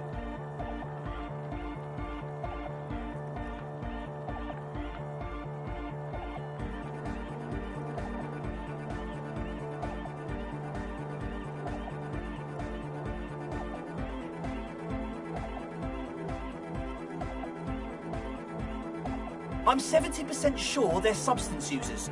Don't let the technology fool you. Sure. What? Oh yeah, That's a meteor and name for the founding party.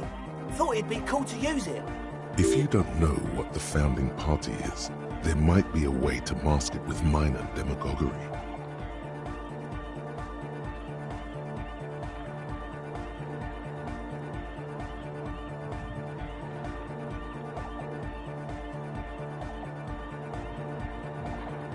You know, of Meteo, concerning Meteo. Meteo, a country, on Muindi, on the Muindi Isla. One of the poorest of the first world nations today, but once a great ancient civilization. Capital, Tilakos by Percentic. Come to think of it, I've never really looked them up, you know. I can't give you a precise definition, but they're a very powerful religious organisation.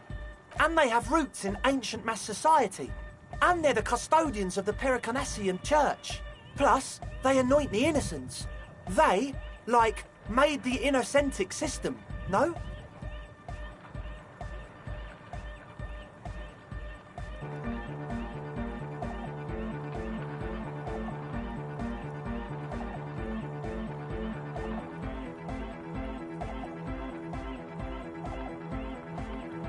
You're totally wrong about that. The Pericarnassian Church is about love, and Nordic music is about love. I got love for my Pericarnassian posse. Love is the relay out of death. We dance. Love is hardcore. Unity. Unity. Make some noise for my Insulindian posse. You feel it. The anodes and the cathodes coursing through you. Your big toe starts tapping along to the base, as if testing the waters. Feels good.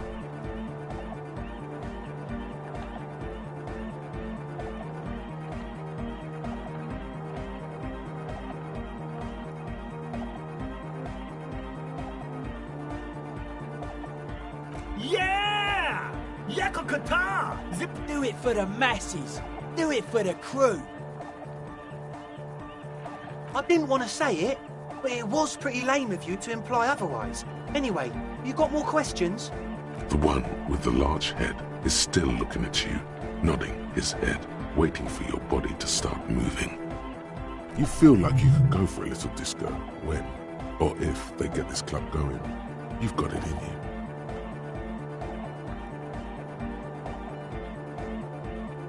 Yes. What? Yeah, good to have, bitch to carry. When I first scouted the place, I did some reconnaissance. I'm not sure the church even has running water. Oh. It's the one they sell at the fuel station.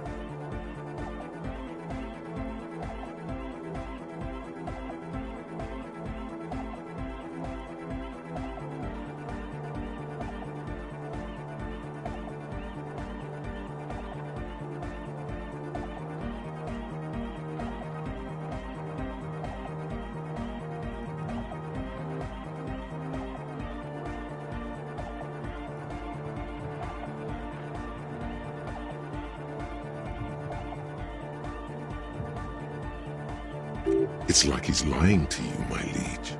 But he's slippery enough that there's nothing for you to grab hold of.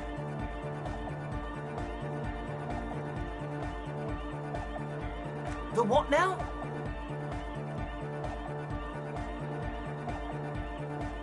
Oh, the old Ultra. He's like an actor, looking to the souffleur for his line. I have a major sinus infection, stuffy nose. We all do. Shit's all blasted up. Winter, can't even breathe. Yes, that's all Nosafed's doing. Without the Noser, I'd be drowning in shit right now. Nosafed is the shit. Sure. Here you go, officer. The Noser. Blast away.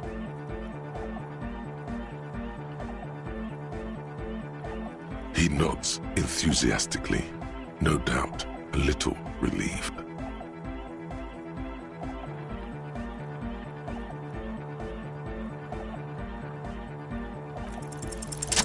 a number of things don't add up. Let's take a look. How about gather around, kids?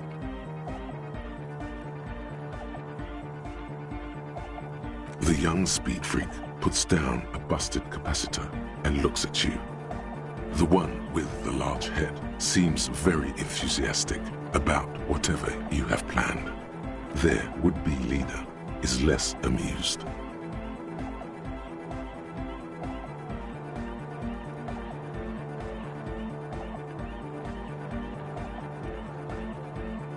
What things? I have no idea how you arrived at that conclusion, but it's wrong. Look, we even have speakers. One speaker. They have one speaker.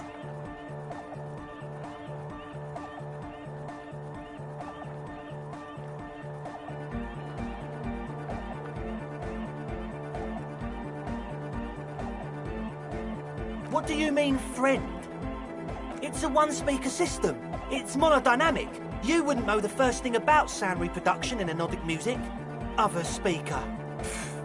This may be the brain damage talking, but you've definitely never heard of monodynamic or one-speaker systems.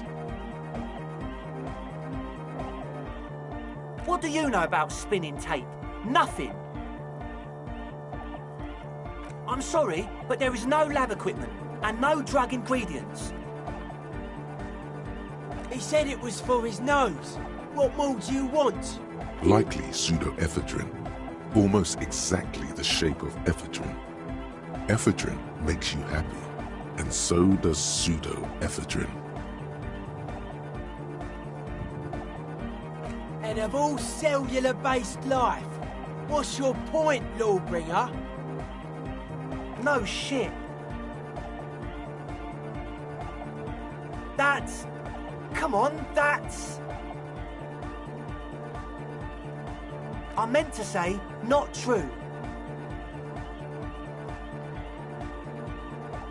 What do you mean, do?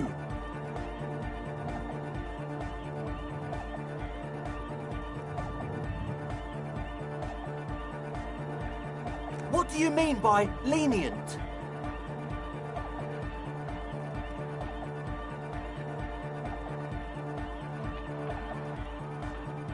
Okay, man, okay. Things are just so hard for an entrepreneur in this city right now. It's not like we lied when we said we want to turn a church into the wickedest club in East Revachol. Because we do! We totally do! We just need to turn it into a speed lab before. To get our foot in the door. Like I told you, spooky arseholes moved in while I was getting all this stuff together. A month ago, the place was empty, and now it's all spooked up. No, man. They're spooky, all right. It's just that they would also probably call the police if we started cooking speed in there. But the sign was way off, too. I couldn't feel the love at all. Sir, you promised you'd be lenient.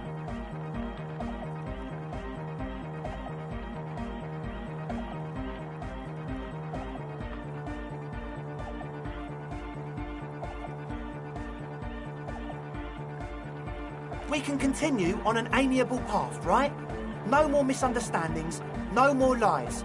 Before you go, is there anything else you need? As always, we'll be right here, waiting patiently for the news. Yeah! A young man with peroxide blonde hair holds up a Harman Welshi tape player, nodding along to the music.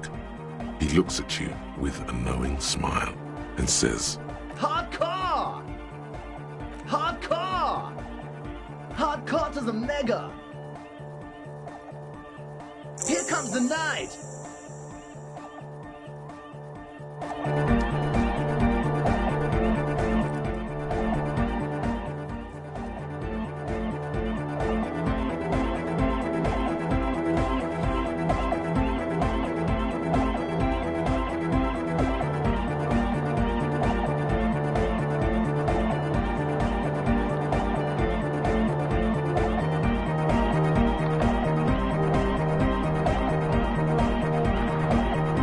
a talk with Andre, and now you want to discuss things with Noid.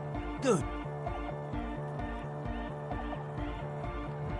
It's good you talked to Andre first. Gave me time to get a reading on your sign. Can't really talk to people before you get a reading.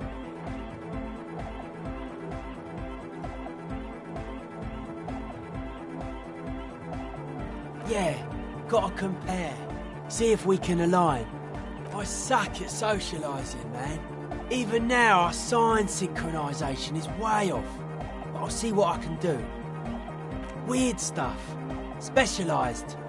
There was a data processor and some sort of long-wave machinery. Wires going into water. Gives off a spy sign. Or some fucked-up Samaran science sign. You know, the kind that goes headfirst into the supernatural. The People's Republic of Samara is a product of Revachel's sister revolution on the Grand Isola. It's known as a severely degenerated rogue state.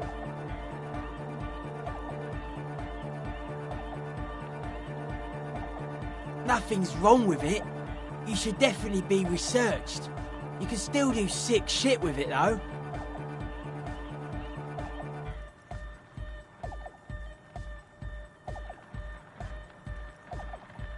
Most of it doesn't exist, but there's also stuff that isn't allowed to exist, because the moralists think it's too dangerous for the plebs. Psionic powers, pale-related diseases, pretenders pretending to be human, folk rights, that kind of stuff. The hardcore aesthetic is esoteric. It's not meant to be discussed with the law at this moment. I can see that. Further sign matching would do good for us. One way to achieve sign synchronicity would be by getting us into the church.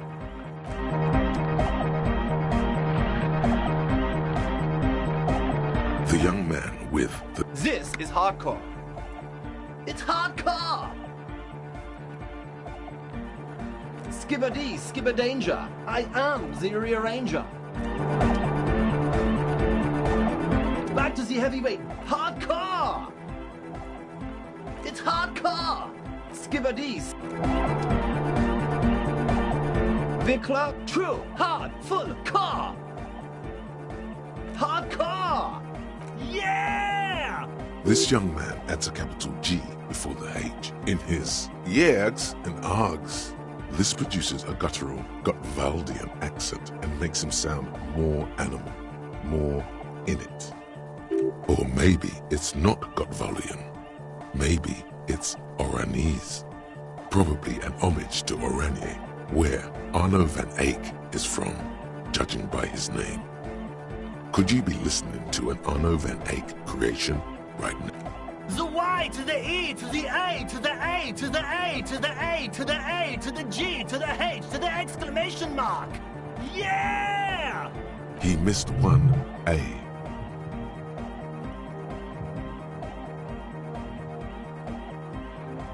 I'm the hard rhymer, the track attack. Wickler, true, hard, full, car. It's hardcore. Skibber-dee. Wickler, true, hard, full, car. Hardcore. Yeah! This young man, or maybe it's not. You know about him? You know Van Eyck? Wow! The skinny wraith looks at you with some disbelief. So am I! So am I! Oh! Is that why they call you Egghead? Because... Egghead to the mega! The K became the G! The boy became the man! The Advent?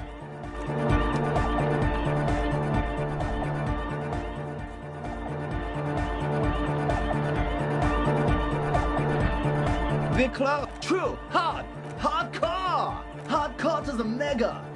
Internally coherent.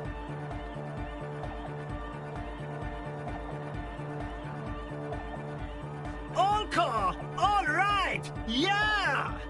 He furrows his brow, as his very large head traces the sublime invisible movement of the music in the very real air of the stuffy tent. Hardcore! Ah! Is it though? But is it? I mean, really? I am the Mike Enforcer. I am the chick's... We're close.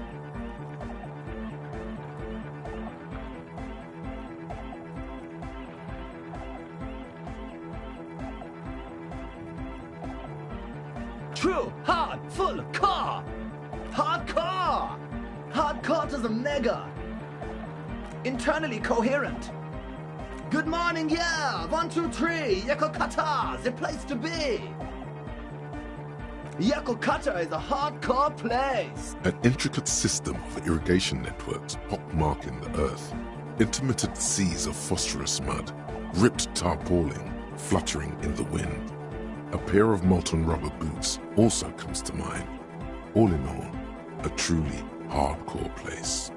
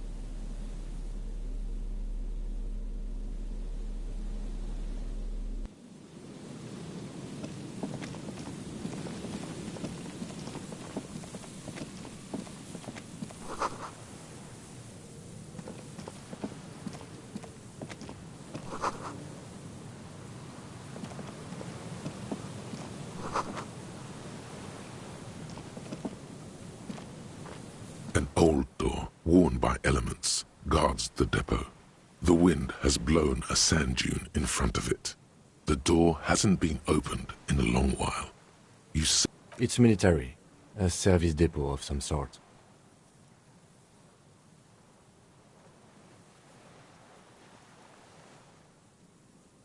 The washerwoman mentioned a depot up the coast. She said it was for moving ammo and cargo across the bay. This might be it. It may have been used to serve as an aerostatic battleship in the atmosphere, or a fortification, like a sea fort in the bay.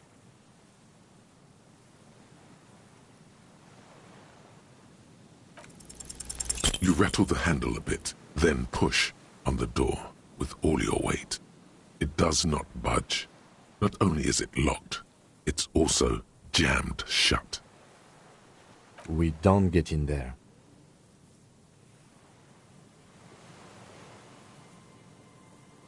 Frankly, you're just going to have to accept the fact that you can't get in through every single door. No. We've gotten into every door thus far. That's what we do. We open doors. We're cops. That's our perk. Even Everard knew that's a part of our MO. Yeah, I understand you. I like opening doors as much as the next guy. But this one is simply beyond repair, and we don't have the resources needed to open it. Relax. No one's hiding in there. If we can't open it, others can't either. And thus they can't get in. At least you can think about opening it, about doors in general. They are, after all, fundamental to your life. Perhaps something useful will come from this.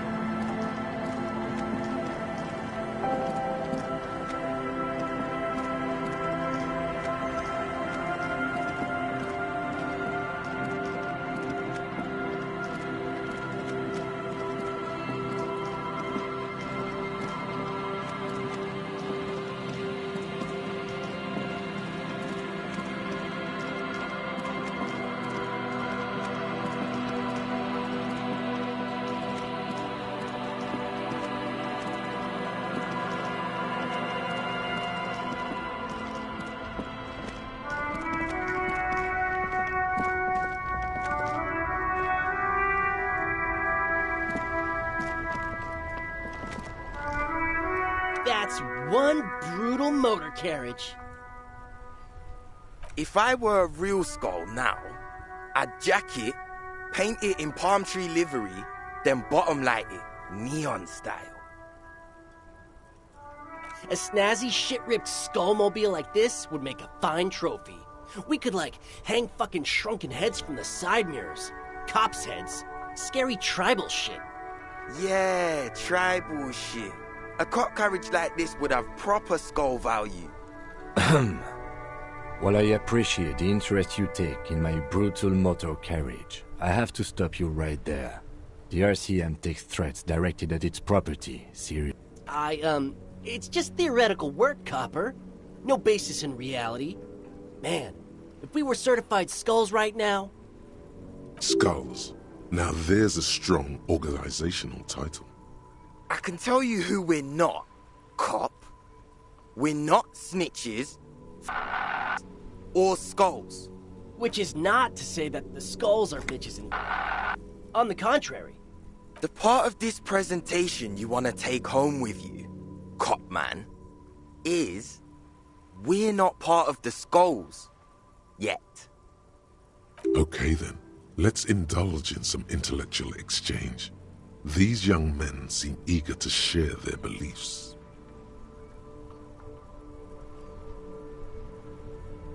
Oh yeah, Cindy's a right proper skull. Yeah, a true artist of the future. Just like Arno van Eyck. By the way, if you see Cindy, give her our regards. For all their nihilistic posturing, these young men are not lacking in youthful idealism. Oh man, yeah. We're not fucking kids, man. Be wary of the abyss. It's a threat. An impotent threat of violence.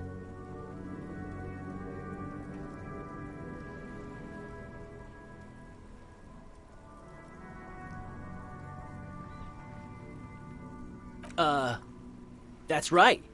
You should back off and let silence rule supreme. This is ridiculous.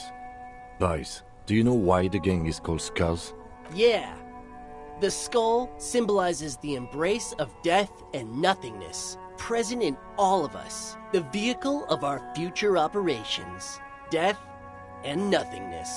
They're called Skulls because when you are shot dead in the middle of the street, the skull is the only part the stray dogs want to eat. Just trust me and follow my lead. No reply. The blonde rebel scratches his chin, deliberately not focusing his gaze on anything. He looks very uncomfortable.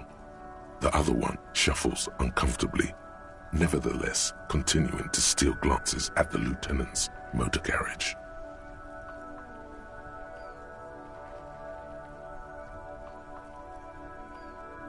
We're not franchise skulls. Well, not yet. Once we get our name out there, we'll have a chance to join them. Because we can be just as psycho and vicious. You'll see. But in a non-threatening and definitely legal way. We'll fuck the system from the inside later. Just be cool now. The damage will be tenfold. Right on, fuck. So what's happening now? The Union does their share of policing in Martinez, at least where gangs are concerned. That's why there isn't much organized crime around here. Don't you worry about that. We're gonna make up for the deficit. Yeah, we are. Mm-hmm.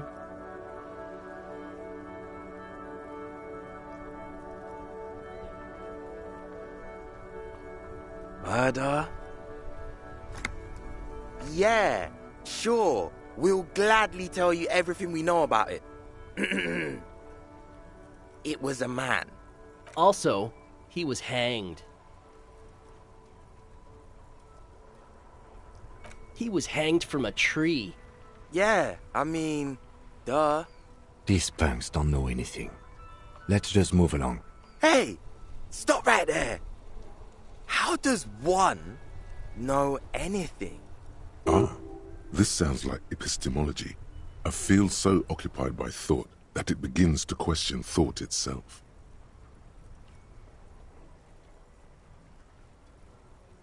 Exactly. How can one know shit? For example, how can one be sure that there truly is a body hanging behind a hostel? What if it's art? Or just a mere specter? Maybe it's true. The hanged man is merely a prop in a performance. We are the audience, and the artist is hiding somewhere in the dark. So what do you think we know? What about them?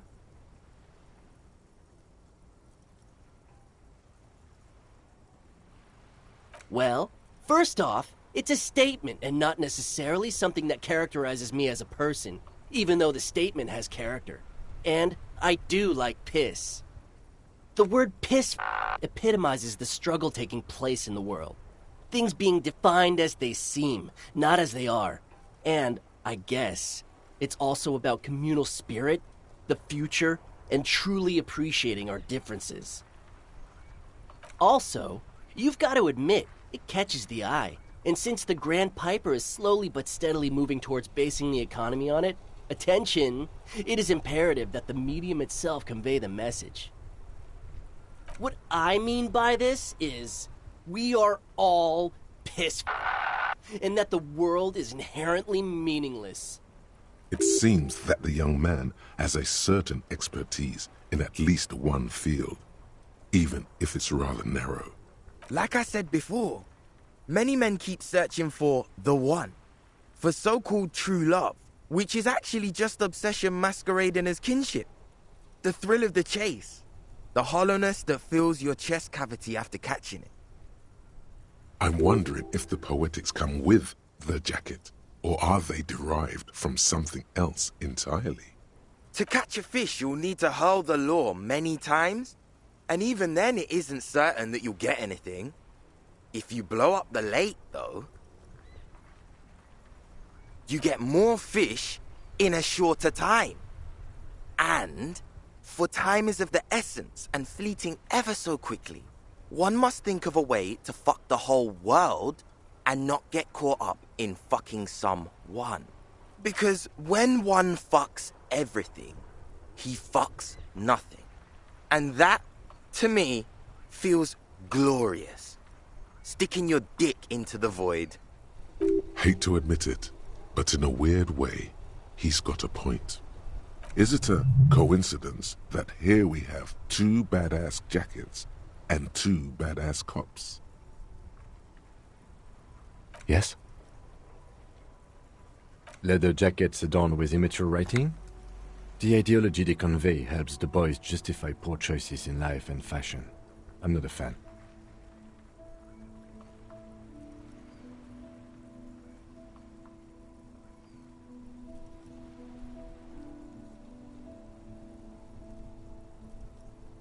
What are you implying?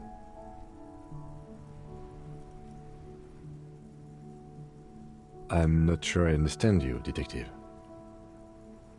You wanted to know which jacket I'd wear, right? Neither. I'd wear neither. Fine, if only to end this discussion.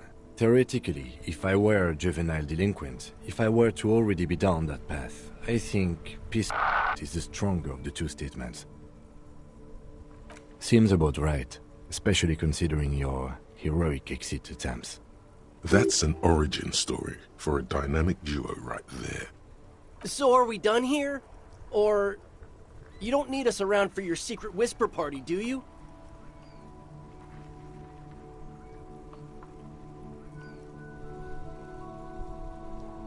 You don't know? What kind of cop are you? It's not a question. Don't get into it.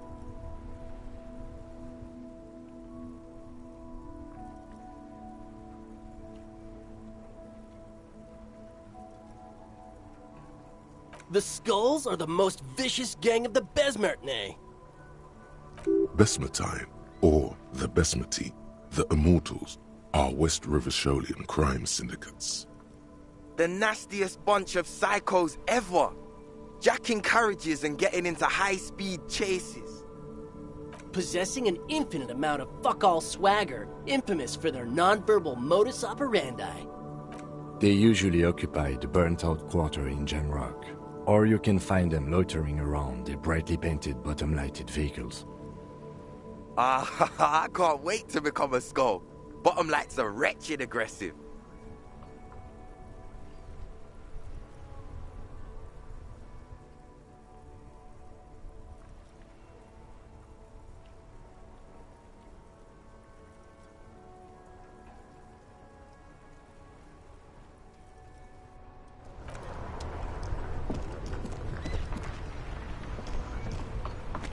Inside, you see a set of steering levers, a radio. This is Precinct 57. How may I assist you? One moment. Can you please describe the body? Age, sex, cause of death? We suspect he might have been inebriated when he fell. There were bottles all around him, and traces of vomit on his shirt. Any signs of violence? No field autopsy necessary. You can hear her quickly typing in the background. What about his belongings? Did you examine his clothes?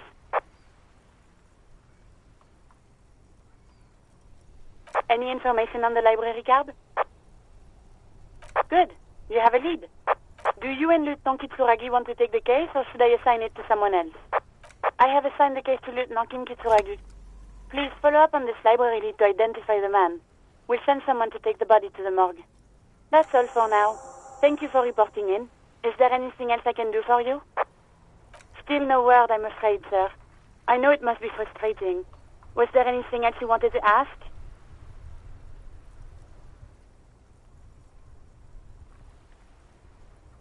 '57th. In the cabin, you see a set of